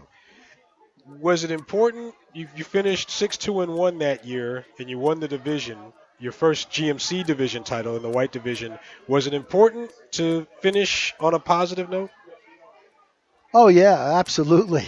It certainly is a lot easier to walk off and say, well, we did pretty well. It's now time to pass the baton, and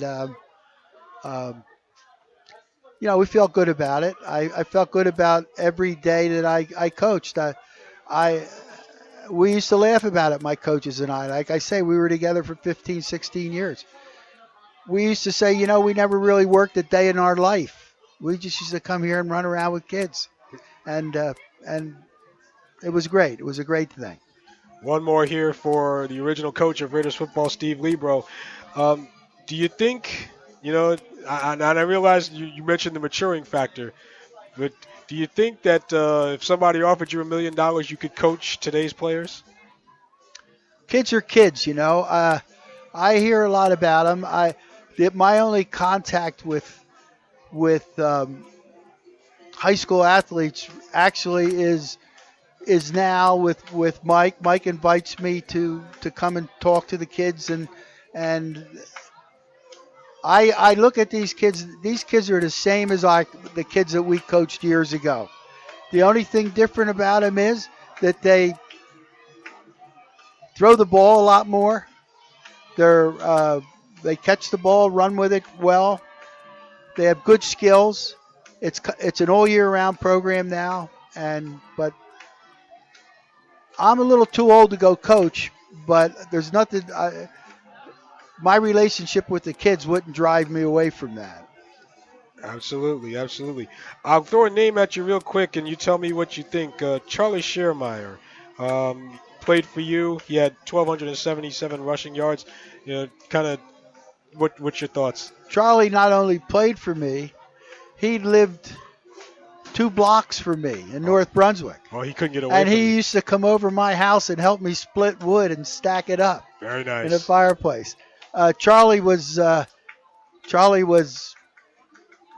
he was a man. I mean, he was a big guy. He had good speed, and he's related to Michael. Oh, he is. I tell you, it's a small world. Yeah. It's a small world. Yeah. Well, I wish I had a little more time. Woodbridge is taking the field for the second half. So, Coach, I appreciate you coming up for a little bit. I'll let you get back to Dean there, and I'll make sure to play back what you said about him, about Christian, being a little bit more elusive than him. So, but Coach Libro, thank you so much for coming up for a little bit, and best of success to you in whatever you decide to do. Thank you very much, and I appreciate the opportunity to come here and pass some time with you guys. Hey, yeah, no problem. So, Steve Libro, I'll take that. And thank you, sir. And I appreciate it. All right, good luck. So I'll get Greg Machos in here from GMC Gridiron for a couple of quick moments. And, yep. So we'll let Coach Libro go and have him, Dean Petrollo out there. Thank you. I appreciate it. So I'll get Greg Machos in here from GMC Gridiron for a couple of quick minutes here. I'm sorry, Greg. My whole program went out of whack. So we'll talk to Mr. Machos for a couple of minutes and kind of get him a little bit of thoughts on tonight's game. And so I'll have him throw those on real quick before the second half. And so, hi, Corbin. What do you think so far? I think North Brunswick's doing pretty well, all things considered. Bailey went out at the end of the first quarter with an injury. Well, bring that down there, your microphone there. Yep. Sorry about that. That's all right. Go ahead. Yeah. Hey, Corbett. Yep. Hey. Yeah, I think you guys are doing okay, all things considered. I mean, Bailey went down with an injury late in the first quarter. Yep. But the other guys have picked it up in the running game, and you've made some pretty good plays on defense. And Cheech has come along and picked things up for everybody, and he's done a good job. He's run for a touchdown and thrown for another. So they're doing pretty well. Yep. Even Coach Saipa got into the act, got a catch along the sideline there. Yes, I know. That errant pass there. So I mean, he's a lineman. He's not supposed to be catching those, but well, he's got pretty good hands. He could be a tight end. But you mentioned Chris Arnold, and you mentioned Chich, Christian Petrillo. Yes. He's got a touchdown. He's got a touchdown run and a touchdown pass. That's kind of the standard for Chich. And we forgot about Aaron R. Yeah, too. Aaron R. Yeah. He caught the touchdown pass, and here are the game against St. Joe's in the beginning of the year, the field goal to win the game. The field goal, yes, the field goal to win the game. Chris Arnold, has really held things together in Bailey's absence. Yes. I know I think this is probably your first time seeing him. So, what are your impressions? He's very good. Don't lose a lot with him in the backfield there. It's a good pickup. It gives you a lot of depth there, and that's big. And hey, you don't have to really rush Miles to get back right away. He can take it easy. Although I did see him on the sidelines toward the end of the first half. Yeah, there he is right there. They had him back on the cart, and they brought him back out there, and he was even standing up on the sideline toward the end of the first half. So. Yep. So things are looking pretty good. I mean, and the fact that you got a guy like Christian Patillo who can scramble and he can throw. He can run and he can throw. He can beat you with his legs and his arm, kind of like Mike DeSantis over at South River. Yep. That's a big asset to have because that takes a lot of pressure off your running backs because they have to honor the pass and then at the same time they have to watch out for him to run. So. Woodbridge will receive the opening kick to start the second half. So real quick, what have you seen from Woodbridge? They're 1-3, but they've played teams tough. Yeah, they've played pretty tough. They beat New Brunswick for their only win. They gave Sayreville a really tough battle. They played Morris Hills in their first game, lost by 10. And they had another close loss like earlier in the year against Edison. Well, no, actually lost 35-20. That's probably the only really game that they've lost by more than one score. So, and Edison's awfully good. I saw them against Monroe opening night. They won 51-12, and they also have Camille Pryor and Noah Stansbury, 2 transfers coming in. Although Camille Pryor did play at Edison when he was a freshman. So, I mean, they got some good guys, and Dean Escobar is a pretty good quarterback. They also have a pretty good backup quarterback too, who helped them win that game against Woodbridge, I believe. Yep. So, So, Greg Mitchell, I apologize. I'm sure, cutting no you short problem. here. No problem. Glad to have you. Glad to be on, and yes, no problem. All Coach Libro gets all the yes, gets all the attention he wants. Yes, only him. Yes. Yeah. So thank you, Greg. I appreciate it. All right, you're welcome. All right, we start the second half, and Woodbridge will have it. So Woodbridge will go from right to left in the whites, and so ball is run back, and it looks like Woodbridge still going on the return all the way towards midfield. Jose Leon on the return for Woodbridge. So my thanks to Greg Machos of GMC Gridiron, along with the original head coach of Raiders football, Steve Libro. So Woodbridge will have the ball here to start the second half. We are at 12-0. North Brunswick leads it. It'll be Woodbridge ball, 1st and 10 from the Woodbridge 47-yard line. So let's see. I'll get you some Raiders halftime numbers here. Chris Arnold, who has really had to pick up the slack from Miles Bailey here, 9 carries, 87 yards for Arnold. Christian Petrillo, 7 carries, 44 yards with a touchdown, 3 for 8 for 30 with a touchdown. Meanwhile, Anthony Santino out of the shotgun on first down, and he'll hand off to A.J. Lee, and he is nailed. Manny Herrera, among others, in the Woodbridge backfield.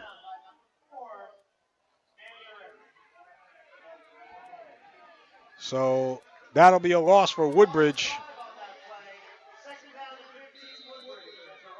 4-yard loss. It'll be 2nd and 14 from the 43-yard line.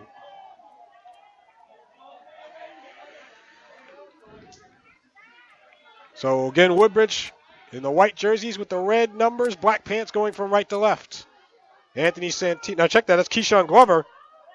Out of the shotgun. He'll take the snap. Runs right. Tries to stutter step around and out of bounds at the 45.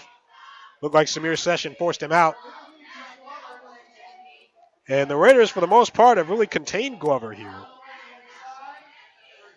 If I were to add up his totals real quick. That's only his 4th touch of the night for 8 yards. Ball is at the 46, 3rd and 11 for Woodbridge. You heard Greg Matros there just a couple of minutes ago about, the team, how tough Woodbridge has been. Out of the shotgun is Santino. He rolls right, looking, throws it right side, completes it to Glover at the 50, tackled at the North Brunswick 49. Chris Arnold and Sean Brahini making the stop.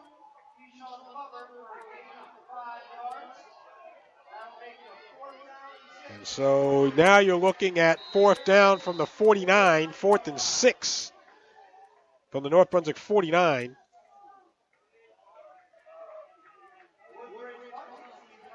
And so Jordan Harris will punt for Woodbridge. And back at his own 22 is Tyree Geeston. Flag down, punt off, takes a Woodbridge bounce. Geeston thought about it, but he'll let it go inside the 10 down to the 5, but this may come back. So I don't know how Harris does it. It's not like, it's not a textbook, but he gets the job done. But we do have a flag, and it's against Woodbridge. Looks like an illegal substitution.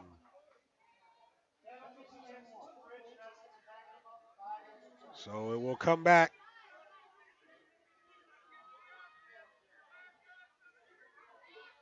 So ball is back at the 43, where it will be 4th and 12. So Woodbridge will have to punt it again. Harris at his own 30 for the Barons. And standing at his own 30 is Tyree Geeston.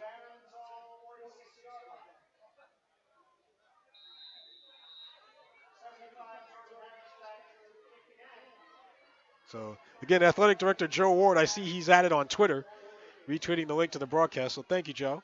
And high snap. Harris has to pull it down with one hand. It gets away a line drive kick. Actually a pretty good one. Geeston catches it at the 27, but gets a yard out of it. I don't know how Jordan Harris does. First, he caught the ball with one hand, and then he was able to get a kick away, and actually a pretty good one.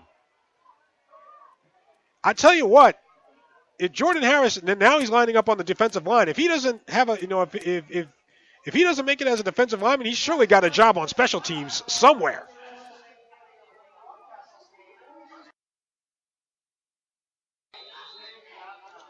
So, 1st and 10 from the 28. And so Petrillo out of the shotgun. He will go ahead and hand off to Arnold and doesn't get much. The Woodbridge front making a stop. We'll call it 1st and 10 from the 29.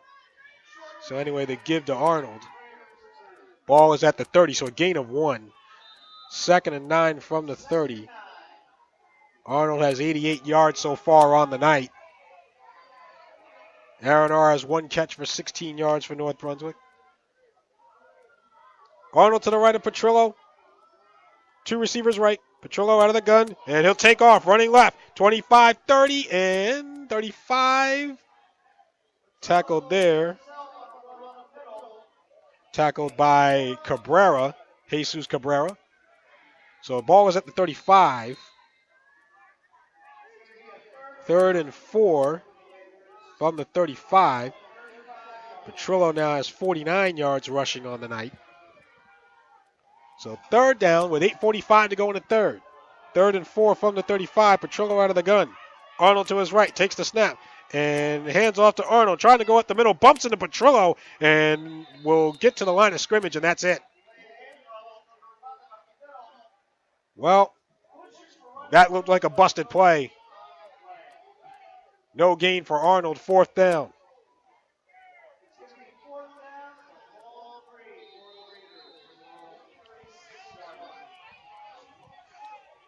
Our public address announcer is John Zelahowski, and I like his terminology, a long 3. 4th down and 4 from the 35. Aaron R. will punt. Takes the snap, and it's a kick.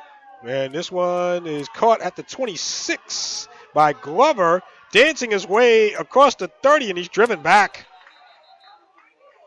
I'm not sure what Glover was trying to do there, but Tyler Jordan on the tackle for the Raiders.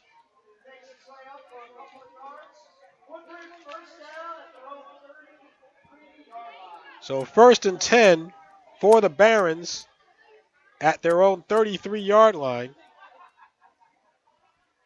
I wish I did have a little more time with Steve Lebro. I wanted to ask him about a couple of other, you know what I'm saying, a couple of his other players.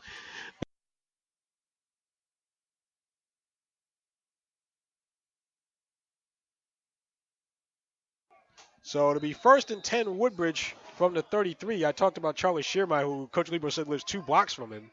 But Steve Betker as well, I wanted to get his name in there. Jeff Lynch.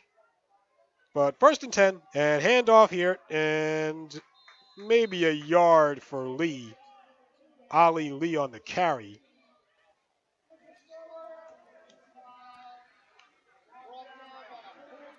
No, they'll get it. No gain. So 2nd down and 10 from the 33 with 7.5 to go in the third. I have not seen any sign of Miles Bailey yet. I was talking about that with Greg Matros at the end of the half from GMC Gridiron. Coming in motion to the near side and taking the snap is Glover. And, well, he's tackled in the open field by Chris Arnold. End of story there. The Raiders have given Glover virtually nothing here.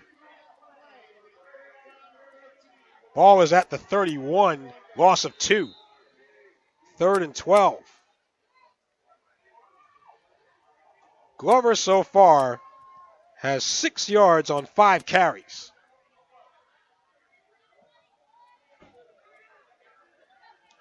So again, the Raiders lead at 12-0. Himes wide to the left. Out of the gun is Santino. Takes the snap. Quick throw to the right and completes it at midfield to Monica. And he is knocked down by Brahini.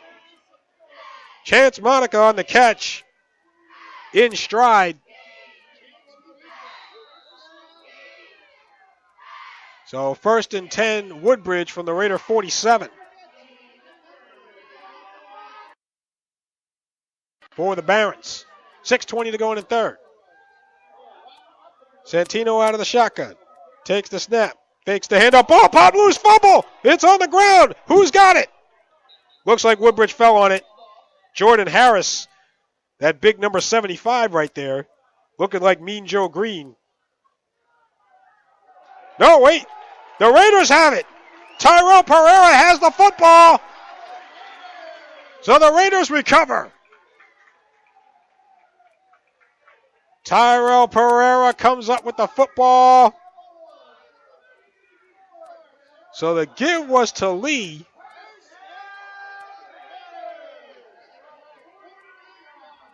So Woodbridge commits their 2nd turnover.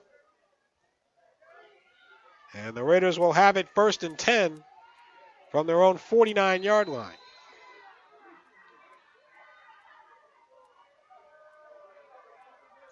We have 5:59 remaining in the third. 3 receivers bunched right for Petrillo. Arnold to the right of Chich. And now Outlaw in motion and fakes the handoff to Outlaw. There's Chich running right and backpedaling, looking, throws it and over the middle and dangerous pass, incomplete, intended for Leon Lowry. All kinds of traffic in that area in the middle of the field. Now Lowry's a tall target, but Chich was rolling out and basically throwing against his body there. Don't want to make a habit of that. 2nd down and 10 from the Raider 49.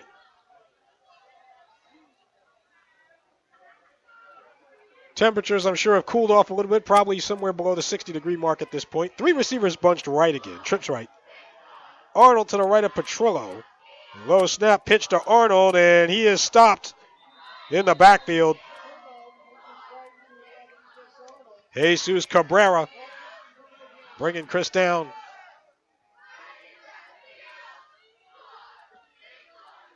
Ball is spotted at midfield, so a gain of 1. 3rd and 9 from the 50.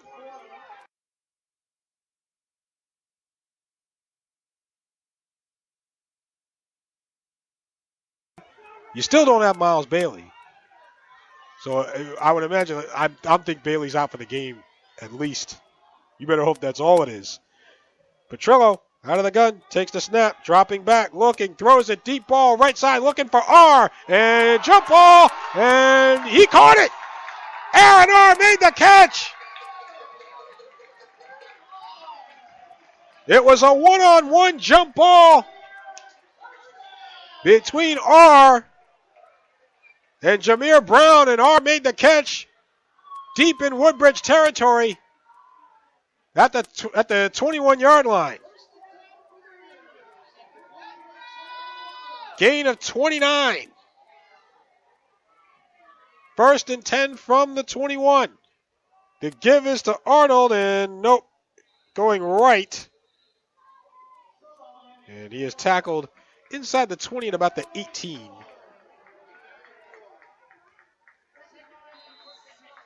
So, ball is spotted, looks like at the 17, so gain of 4. 2nd and 6 on the 4-yard run from Arnold. Now up to 93 yards for the night. Raiders with a chance to put a stronghold on this game. Petrillo will work out of the gun on 2nd and 6. Arnold to his left, low snap, fakes to Arnold. Now running up the middle, maybe a yard to the 15 before the Woodbridge front gets to him.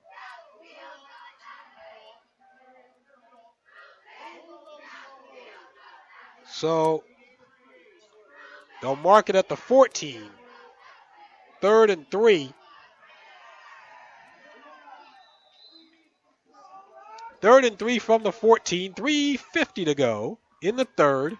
Raiders lead at 12-0. North Brunswick looking for their 3rd straight win.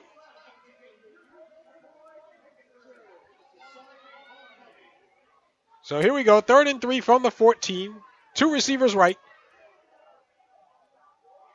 Brandon Outlaw lined up behind Petrillo, but to his right, and we get a whistle and a flag down. So this could be delay of game. Let's see. Because the Raiders weren't set yet, so I don't think it's a movement call. So I think it's got to be a delay of game. Ball start. So it was a movement. Ball start against North Brunswick. That'll bring it back 5 yards, and I know that's got to drive Mike Sipot nuts. 3rd down and 8 from the 19. I mean, you're right on the doorstep. The last thing you want is penalties pushing you back. So it'll be 3rd and 8 from the 19. Herrera wide left along with Lowry. 2 receivers right. Arnold to the right of Petrillo. Chich out of the gun. Takes the snap. Drops back. Looking. Rolling left. Still rolling. Now reverses field. Coming around to the near side. He's at the 40. 35, 30. Throws it right side. Too high, incomplete. And Chich got hit out of bounds, apparently, in front of the Raider bench. But no call. Doesn't look like there's going to be a call there. So, looked like that was intended for Outlaw on the right side of the end zone. And that'll bring up 4th down. 4th and 8 from the 19. Of course, there's been a lot of controversy in the NFL about the roughing the passer rule. What's legal, what's illegal. So the Raiders will go for it here on 4th and 8 from the 19. Arnold to the right of Petrillo. 2 receivers left. Petrillo out of the shotgun, takes the snap, looking, throws it, end zone, right side, and jump ball. Who's got it? R wrestling for the ball. Touchdown, North Brunswick Raiders! R was able to take it away from Jameer Brown. Aaron R's 2nd touchdown reception of the night. And the Raiders lead at 18-0. It took a hot minute for the referee to make that determination on who caught the ball between R and Brown. But R able to reach up over Jameer Brown and haul it in. And that was 4th down. The Raiders went for it on 4th down. And it pays off. And again, our 2nd TD catch of the night. He will kick the extra point. with Christian Petrillo to hold.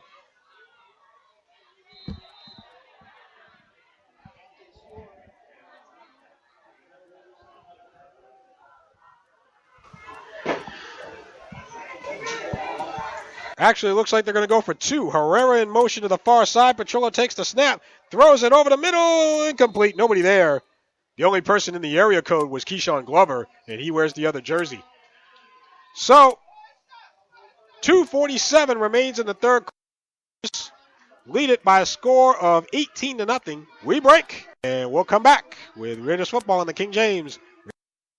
Listeners of the King James Radio Network can visit the King James Radio Network shop at jamesisking.com and get $10 off of your purchase with no expiration dates and no limits. Right at the top of the homepage is the My Locker icon. Click and customize your own KJRN gear from there, then use the code listed on the website for your discount. Sweaters, t-shirts, hats, bags, and all kinds of apparel to give you the look of a top-notch team or a top-notch individual. Thank you for checking out the KJRN shop at My Locker, only at jamesisking.com.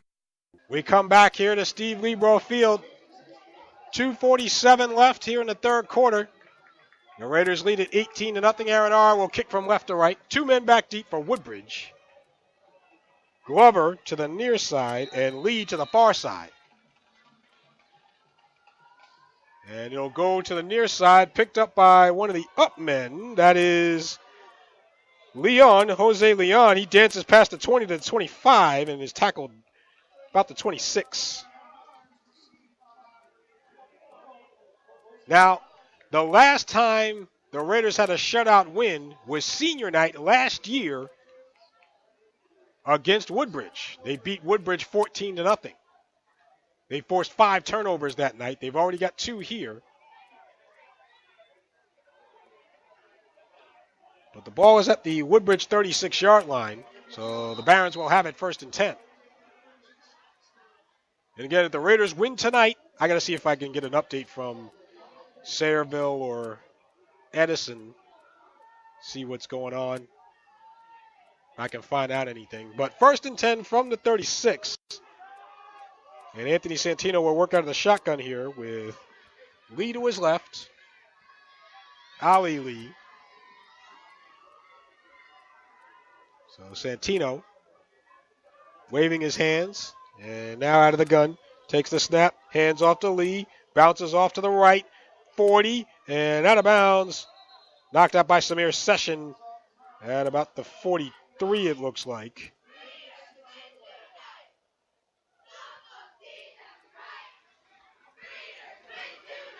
Let's see where they spot this. They'll spot it at the 41. So gain of 5. 2nd and 5 from the 41 with 2:32 remaining in the third. So again, Santino will work out of the gun with Lee to his left, takes the snap, drops back, throws a deep ball, right side, has a man, caught! Inside the 30, down towards the 20.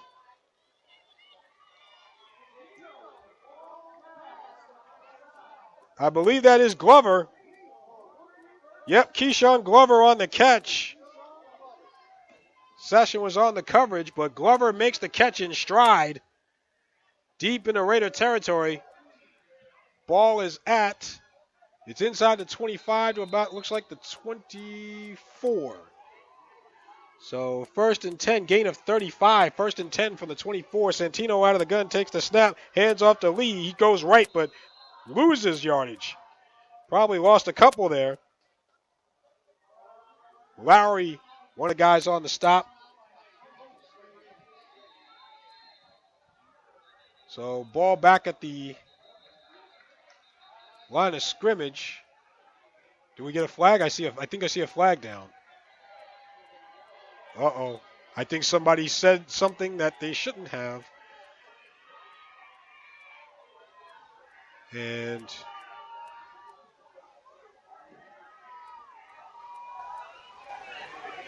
there's a flag down back. There's a couple of flags down. I was about to say like the 17-yard line. There's another flag at the 28. So 2 flags on that. Although I have not seen any definitive signal. Woodbridge is coming out of their huddle. Ball is at the 26. So I guess they picked up the flags. Loss of 2, 2nd and 12. There were 2 flags down on the play, so. Oh, okay, offsetting penalties. All right, so then we'll replay the down then. If I'm right, if it's offsetting. But now the refs blow the whistle, and the down marker says 3. So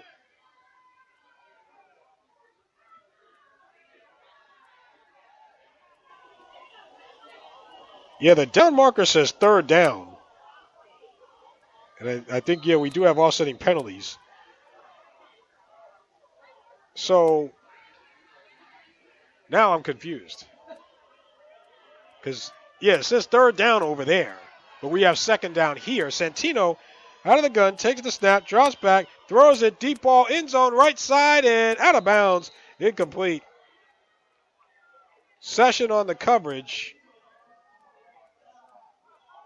The pass was intended for Monica. He wanted pass interference, won't get it. So, folks, let me see. All right, so the down marker says 4th down, so that's what we'll go with. I'm not sure where we lost it down at.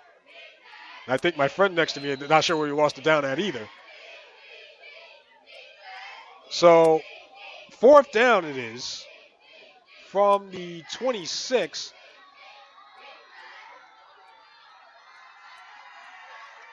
Fourth and 12.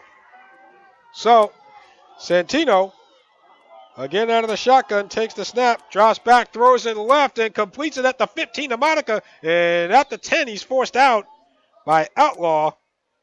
And that's going to be a Woodbridge 1st down. So the Barons convert on 4th down. A gain of 16 to the 10, 1st and goal. 1:19 remaining in the 3rd.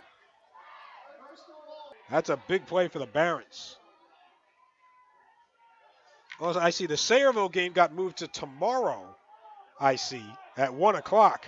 As Glover is now taking the snap out of the gun, goes off tackle left, and he goes into the end zone. Touchdown Woodbridge. Keyshawn Glover virtually untouched from 10 yards out. That's the best run that Glover has had all night. 18-6 Raiders.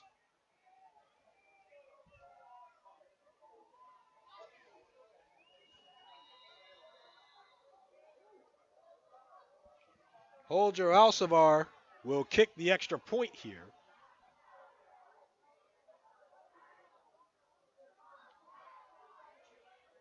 Snap, spot, Alcivar's kick, and it is good. On the hole, by the way, was Justin Majera. So, with 1:15 to go in the 3rd quarter, North Brunswick 18, Woodbridge 7. So we'll break here, and we'll come back to Steve Lebo Field in just a moment. You're listening to North Brunswick Raiders football on the King James Radio Network. .com.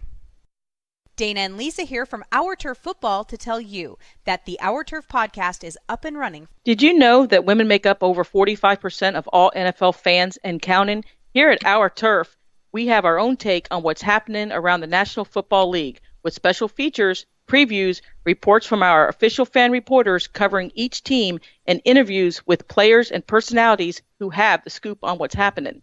Women are in the know when it comes to football, and it's time the rest of the world knew it too. Our Turf Football is every Tuesday night at 10 p.m. Eastern Time on the King James Radio Network at jamesisking.com. We have the ensuing kickoff with 1:15 remaining in the 3rd quarter. North Brunswick 18, Woodbridge 7.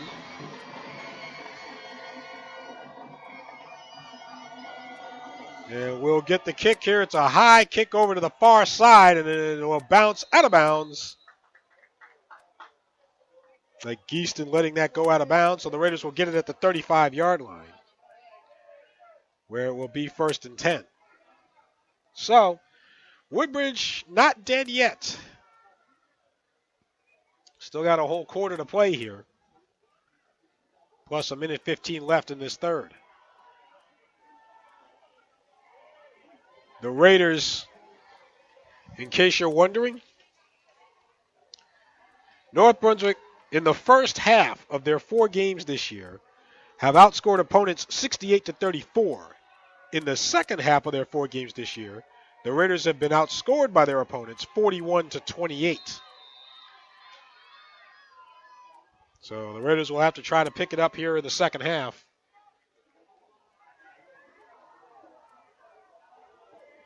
They do have 1 touchdown under their belt here in the third quarter.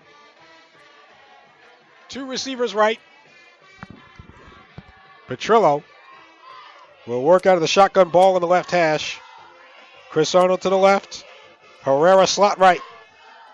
1st and 10 from the 35. Chich takes the snap, gives to Arnold. Arnold cuts it to the outside, cuts it back in, 35, and gets to about the 37. Tackled there. Looks like Bruce Truppner on the tackle, and we get a whistle, and an injured man is down. Injured man, and that's Arnold. Arnold is hurt. And that is doubly not good. They've already lost Bailey. They've already lost Miles Bailey for the night. And now Jackie Morrison out to check on Arnold.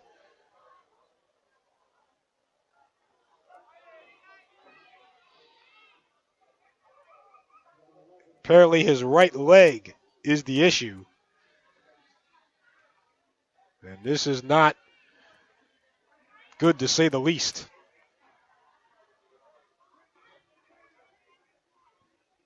So, athletic trainer Jackie Morrison out there to look at Arnold. You know, we talked to Chris in the pregame, and we were talking about the fact that this would be his chance to make a name for himself. Unfortunately, his dad was a great player here at North Brunswick. Back in 1999, 2000, his dad is no longer with us, passed away earlier this year, and we talked about carrying that legacy forward, and kind of rejuvenating the Arnold name here at North Brunswick. And looks like Jackie Morrison's stretching out that right leg, so it could be just a cramp of some kind. So while they check in on Arnold, now they'll help him up here. And so Arnold will walk off.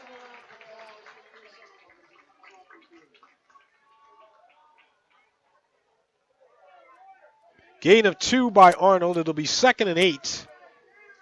Well, we'll call it gain of 3. 2nd and 7 from the 38. Arnold, by the way, now has 96 yards on the ground tonight. 1 minute to go in the third. North Brunswick 18, Woodbridge 7. So the Raiders will try to put some more points up here. 3 receivers bunched right. This is a bunch formation. Petrillo out of the shotgun when Brandon Outlaw to his right.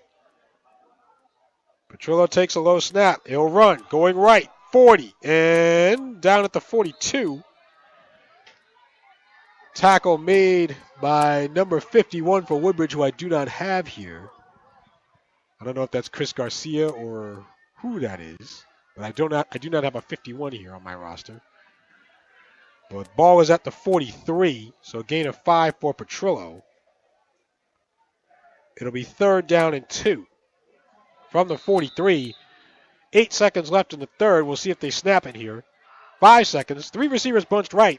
3 seconds left in the third. Petrillo looking to the sideline. They're going to let it run, and it's out. So that'll end the third quarter. Well, we played 3, and this is turning out to be a costly night for the Raiders here. No Miles Bailey, and for the moment, no Chris Arnold. We played 3. North Brunswick 18, Woodbridge 7. We'll break. We'll come back with Raiders football on the King James Radio Network. This is Christian Petrillo, and you're listening to North Brunswick Raiders football on the King James Radio Network. Now it's the fourth quarter. North Brunswick 18, Woodbridge 7. We get 12 minutes on the clock.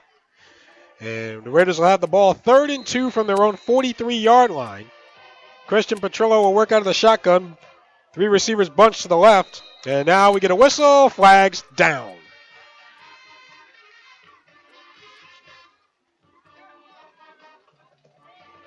And a false start against the Raiders.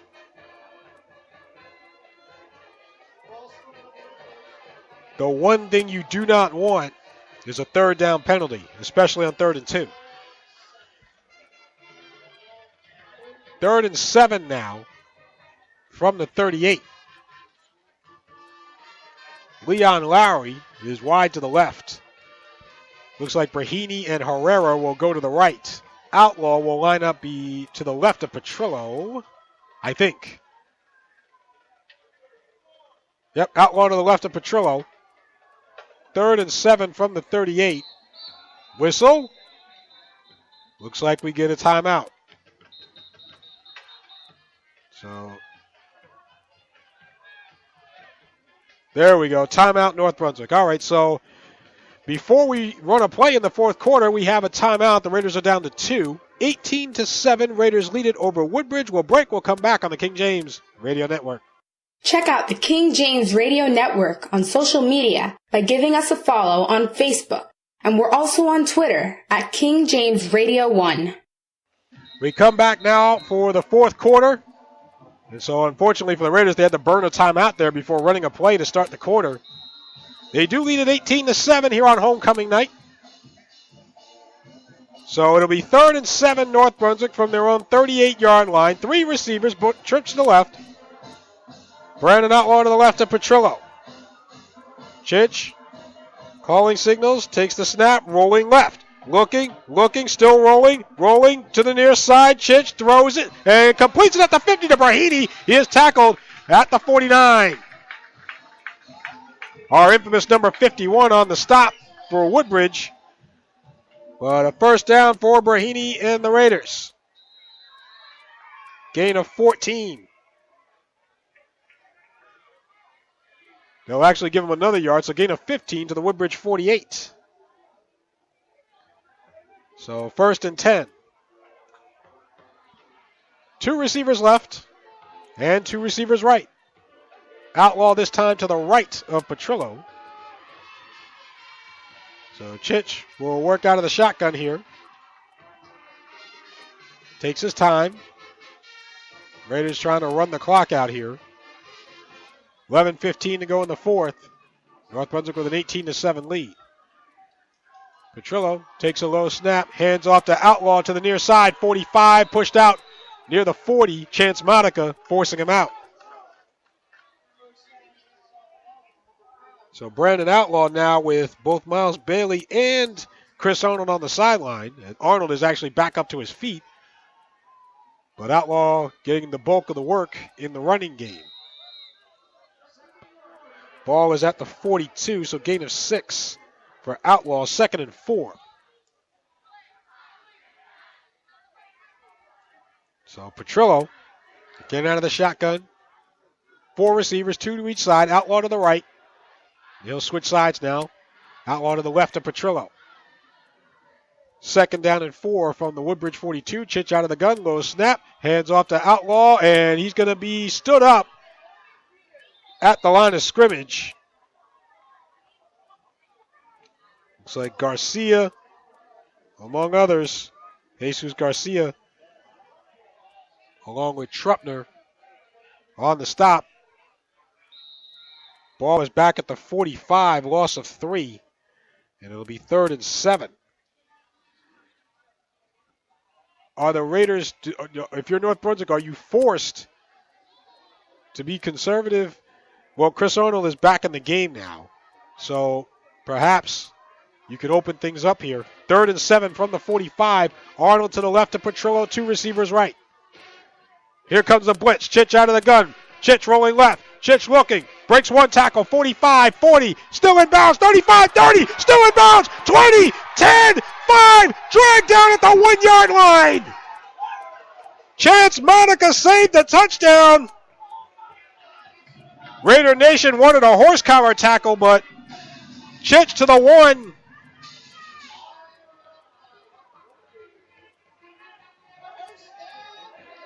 A 44-yard run for Petrillo to the Woodbridge 1-yard line. Monica saved the touchdown. Under 10 minutes to go in the fourth. Petrillo with Arnold to his left. So Chich will wait for a few seconds. Again, the Raiders taking their time here with a 2-score lead. Out of the gun, takes the snap, hands off to Arnold, and stumbled at the 2, maybe got back to the 1. But that's about it.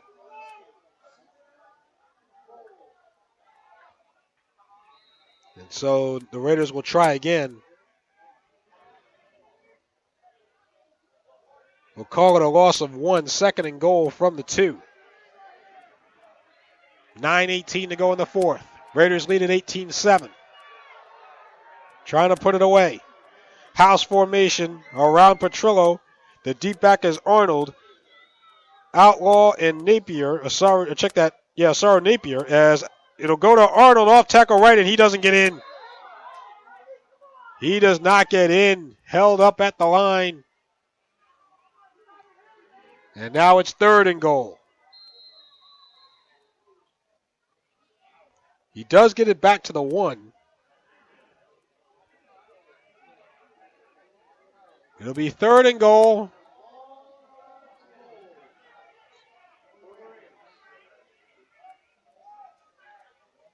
So we'll see what the Raiders try to do here. Under 8.5 minutes to go in the fourth.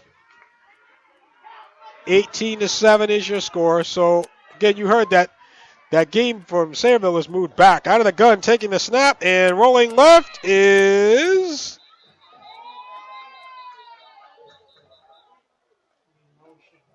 Oh, we got a flag.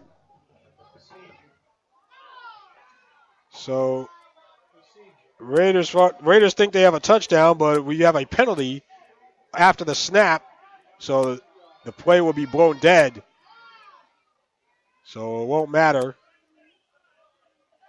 A procedure call will go against North Brunswick here. Another 3rd down penalty. Yep.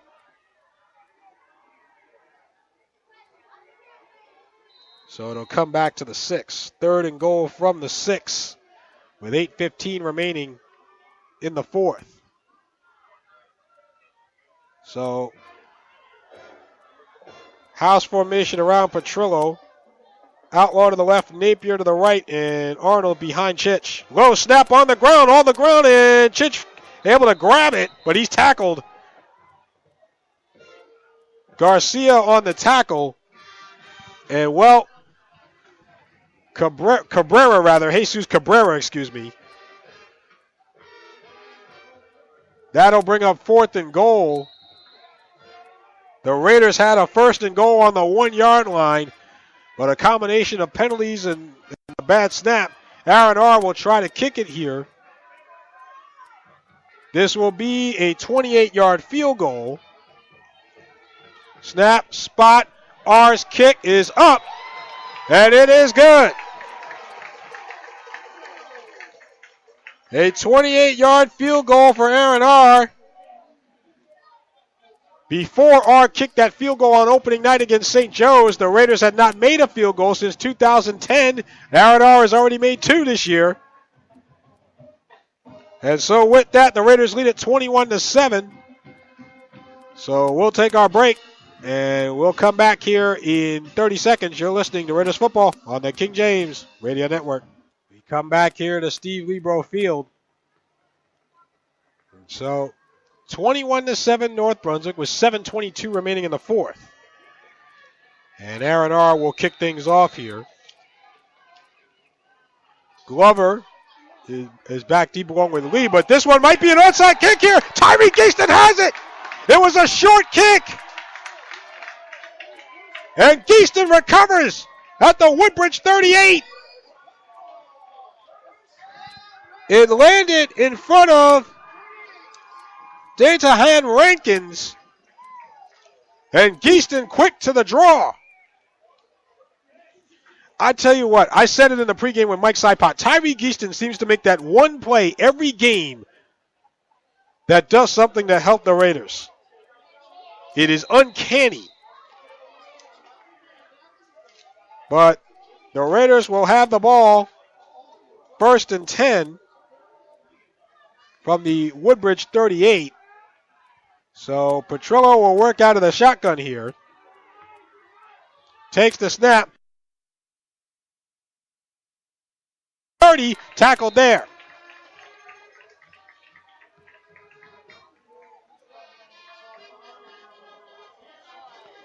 Tackled by Sinelli, Matt Sinelli. That puts Chris Arnold over the 100-yard mark for the night. His first 100-yard performance as a Raider. Gain of 8, 2nd down and 2 from the 30. Petrillo, empty backfield, trips right, 2 receivers left. So 5 wide here. Petrillo taking his time, takes the snap, fakes, runs up the middle, and Jordan Harris, among others, plugging him up there just inside the 30. Looks like a gain of about 1.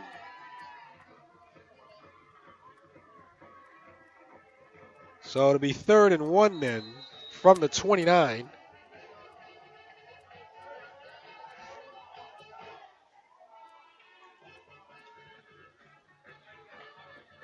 We have 6:07 remaining in the 4th. So the Raiders really just trying to run it out from here. If they put up one more score, that can pretty much do it. 3rd and 1 from the 29. Chich out of the gun, takes the snap, throws a screen, going to Outlaw, and he is tackled inside the 30. Looks like Cabrera, among others, on the tackle for Woodbridge.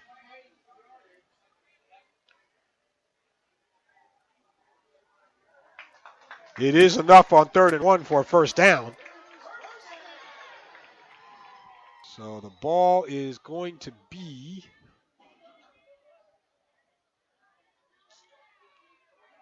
at the 28, it looks like. So 1st and 10 from the 28. 5:28 to go in the 4th. Raiders lead 21-7. Petrillo out of the shotgun here. R is wide to the right. Chris Arnold to the right of Chich. And Chich out of the gun, takes the snap, hands off to Arnold, straight up the middle, and dragging him in, well, was, until he is brought down. And so we get whistles after the play, flag down. Looks like holding against the Raiders. It'll come back.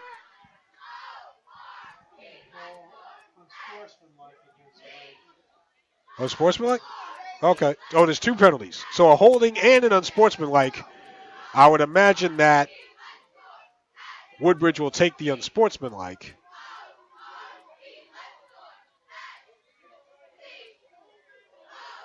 And then we get the holding call. And an unsportsmanlike, yep. So yeah, they'll take the unsportsmanlike and move it back 15 yards. And so the Raiders again, you know, we talked about this in the first half, shooting themselves with penalties here. Ball is all the way back at the North Brunswick 43-yard line. It almost looks like they assessed both penalties. Because if it was just the 50... Yeah, okay, so then both penalties have been assessed. And so the ball is all the way back at the North Brunswick 43. So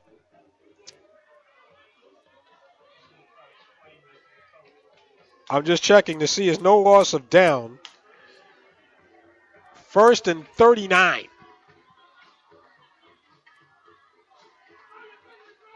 So the Raiders are at their own 43-yard line. They have to get to the Woodbridge 18. 5:08 to go here in the 4th. So Petrillo will work out of the shotgun with Outlaw to his left. 2 receivers right. Petrillo takes a low snap, running to the near side, 40, breaks one tackle, gets out of bounds at about the 43. And a little action after the play, but no flag as of yet.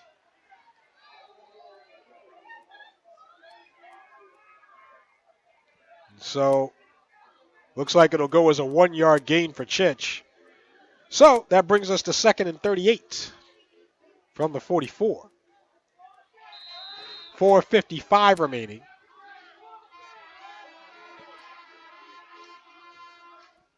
So, if you're the Raiders, you're trying to stay in bounds. Excuse me. And just run it out. 2 receivers right. Petrillo with Arnold to his right. Or check that, that's Outlaw. Out of the gun, hands off, and bouncing off tackle is Outlaw. 40, or check that, 50, and he is wrestled out of bounds at the 45. Ali Lee, brings him down. So good run from Outlaw. Ball is at the Woodbridge 45. So that's a gain of 9. It'll be 3rd and 29 from the Woodbridge 45. We have 4:49 remaining in the fourth quarter. 21-7 Raiders. Woodbridge has all 3 of their timeouts. Now they're only down 2 scores, so we'll see if they decide to use them here. Outlaw to the left of Petrillo. Chich out of the gun, takes the snap, hands off to Outlaw, goes right, 45, 40, breaks the tackle, 30, 25, cuts it back, 20, left side, 15, 10, and he is down at the 5. Brandon Outlaw. Matt Sinelli on the stop for Woodbridge. They'll mark him down at the 6. Gain of 39 for Outlaw. And the Raiders will have 1st and goal.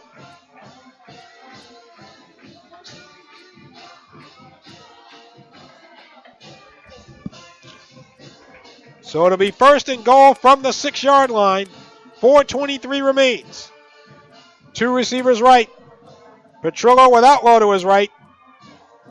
Out of the shotgun. Going right. Now back up the middle. Chich breaks one tackle. Across the goal line. Touchdown, North Brunswick Raiders.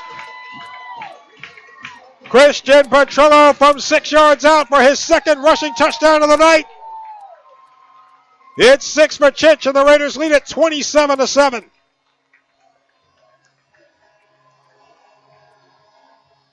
I've said before, Petrillo, he's not the biggest guy in the world. He's not the strongest guy in the world, but he's hard to tackle. Aaron R. for the extra point. Snap, spot, R's kick. It looks like it was blocked and never got there. And so, with 4:10 remaining in the fourth quarter, North Brunswick 27, Woodbridge 7. So we'll break and we'll come back with Raiders football on the King James Radio Network. Aaron R. will kick this off. And so the Raiders pad their lead here. As R will kick it from right to left, a booming kick, sailing over everybody and bouncing into the end zone for a touchback. And so it will be 1st and 10 for the Raiders. For the Barons. Chris Arnold, 17 carries, 104 yards tonight for Arnold. Again, his first 100-yard performance in a Raiders uniform. He comes out after playing on special teams.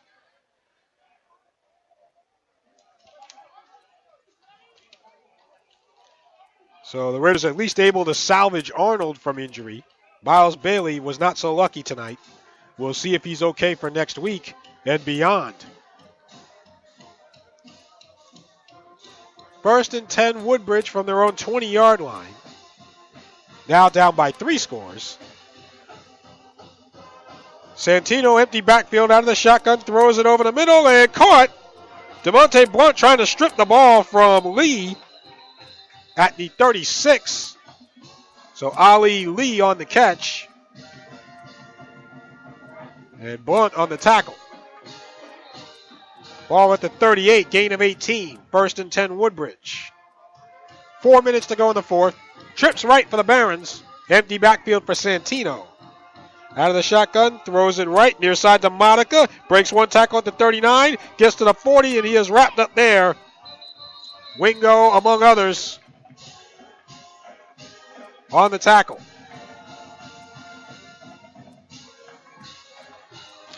Woodbridge will go to a hurry up here. Ball is at the 41, gain of 3, second and 7 for the Barons. 3:28 to go. And the Raiders on the doorstep of being 4-1.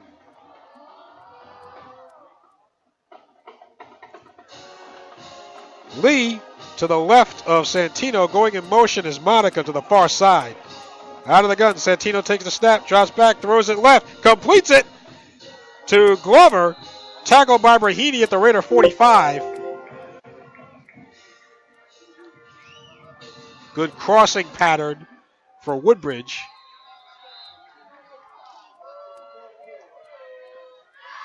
Gain of 14. First and 10 from the North Brunswick 45. Trips right. And out of the shotgun, Santino takes the high snap, looks, throws it right, and completes it to Monica at the 43. He is tackled at about the 41. Referees will stop it here. So looks like we get a timeout, Woodbridge. Yep, timeout, Woodbridge. So 2nd and 6 from the 41 when we come back. We'll break. We'll come back with Raiders football on the King James Radio Network. Dana and Lisa here from Our Turf Football to tell you that the Our Turf podcast is up and running. Did you know that women make up over 45% of all NFL fans and counting? Here at Our Turf, we have our own take on what's happening around the National Football League with special features, previews, reports from our official fan reporters covering each team, and interviews with players and personalities who have the scoop on what's happening. Women are in the know when it comes to football, and it's time the rest of the world knew it too. Our Turf Football is every Tuesday night at 10 p.m. Eastern Time on the King James Radio Network at jamesisking.com. It'll be 2nd down and 6 from the 41-yard line. Santino out of the shotgun, and he'll take the snap, rolling right, looking, throws it downfield, out of bounds, throws it away, incomplete. And it will be 3rd down and 6 from the 41. So Woodbridge slowly running out of time here.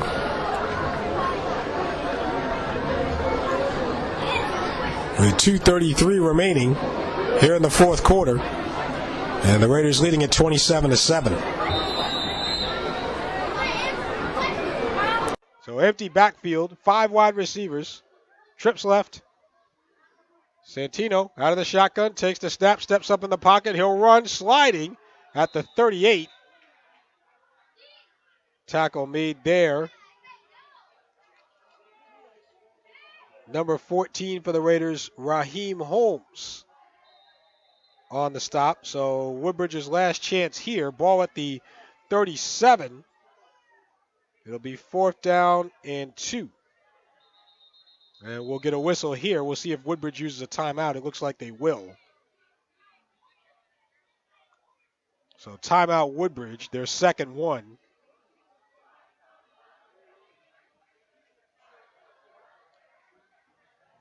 So Woodbridge calls time.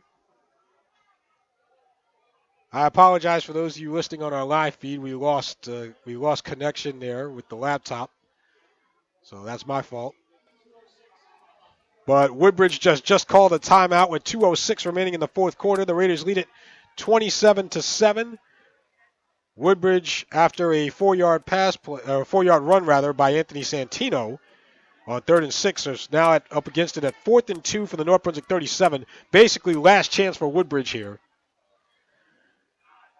But it looks like, in all likelihood, the Raiders will move to 4-1 on the season. And they will look ahead to New Brunswick at Memorial Stadium next week.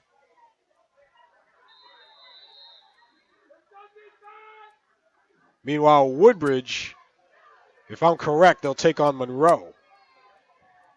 4th and 2 from the 37. Glover is in at quarterback. Keyshawn Glover. I'll check that. No, Santino. Glover in motion. Santino gets the snap, hands off to Lee, breaks a couple of tackles to the 30-yard line. That'll be good enough for a Woodbridge first down.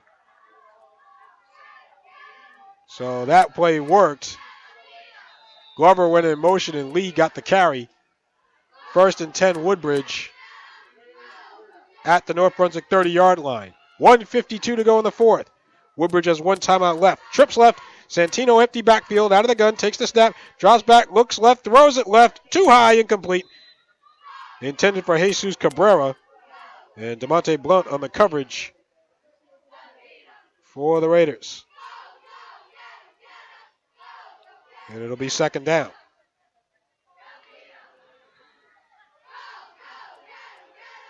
Well, the Raiders certainly held their own in the second half. Empty backfield for Santino. Trips left, out of the gun. Santino takes the snap. Looking, now running, going left. Looking, he'll throw it left side for the end zone. Knocked away by Tyree Geaston.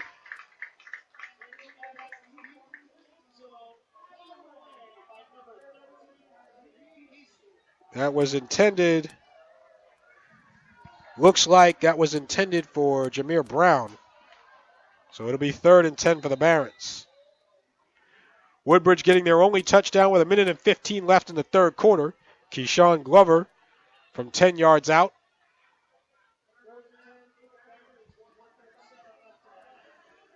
But it'll be 3rd down here. Edison leads New Brunswick 26-14 in the 4th quarter there. As rolling left to Santino, he's going to be dropped. Leon Lowry. Lowry is there once again, along with Raheem Holmes. So count up another one for Lowry. Ball is at the 36-yard line. Loss of 6. It'll be 4th and 16 with 1:10 remaining. So, yeah, if that score holds up in Edison, and assuming Sayreville wins tomorrow, then division title on the line next week as Santino is sacked on 4th down. Lowry gets him at the line of scrimmage. Leon Lowry coming up big. Woodbridge turns it over on downs, and the Raiders can basically run the clock out from here with 54 seconds to go.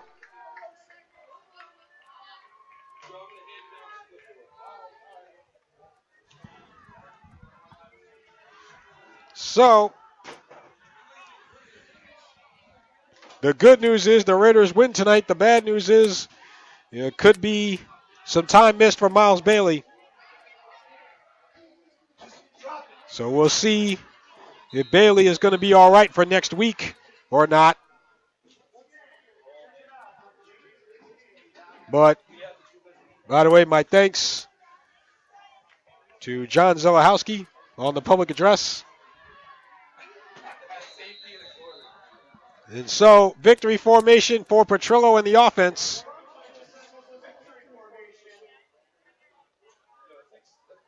And so Petrillo takes the knee with 54 seconds. And so the Raiders will improve to 4-1. Anything on Bailey? Just a bruise? Oh, shin bruise. Okay. So he should be all right for next week then. All right. So that's good to hear. So it looks like Bailey will be okay for next week. And so Petrillo takes the second knee, and that will most likely do it. So the North Brunswick Raiders come back and win their 3rd straight game, 27-7 over the Woodbridge Barrons. And North Brunswick improves. Thank you. North Brunswick improves to 4-1. Woodbridge drops to 1-4. But the Barons made this game tough for the Raiders.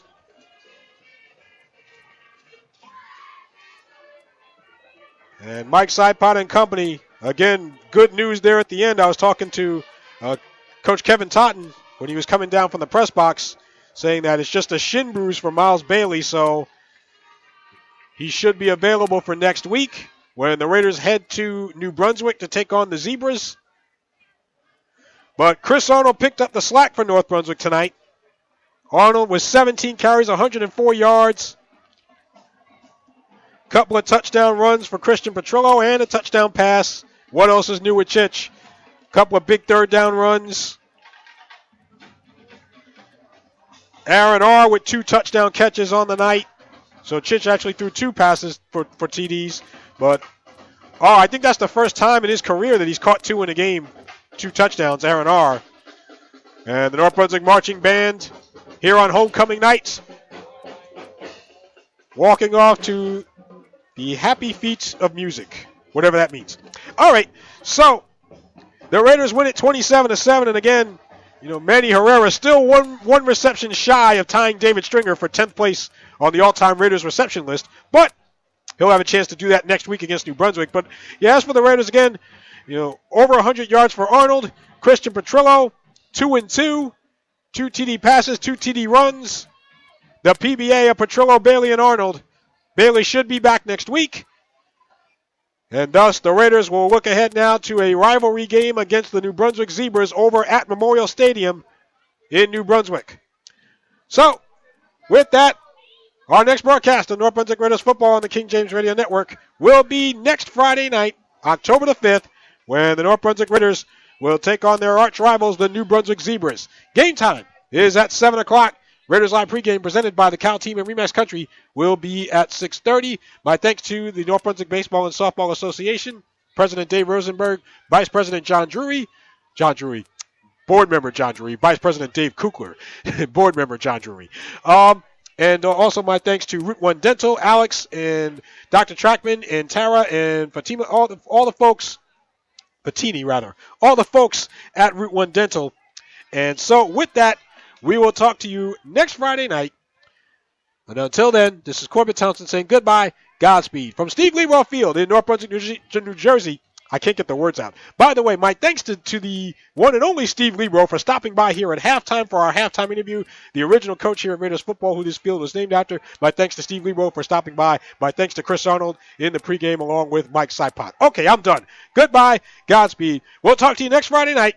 We have volleyball coming up on Monday. The Lady Raiders will take on Edison on senior night on Monday, so look out for that. In the meantime, your final score here, the North Brunswick Raiders 27, the Woodbridge Barrons 7. Until next time, you folks, have a good night.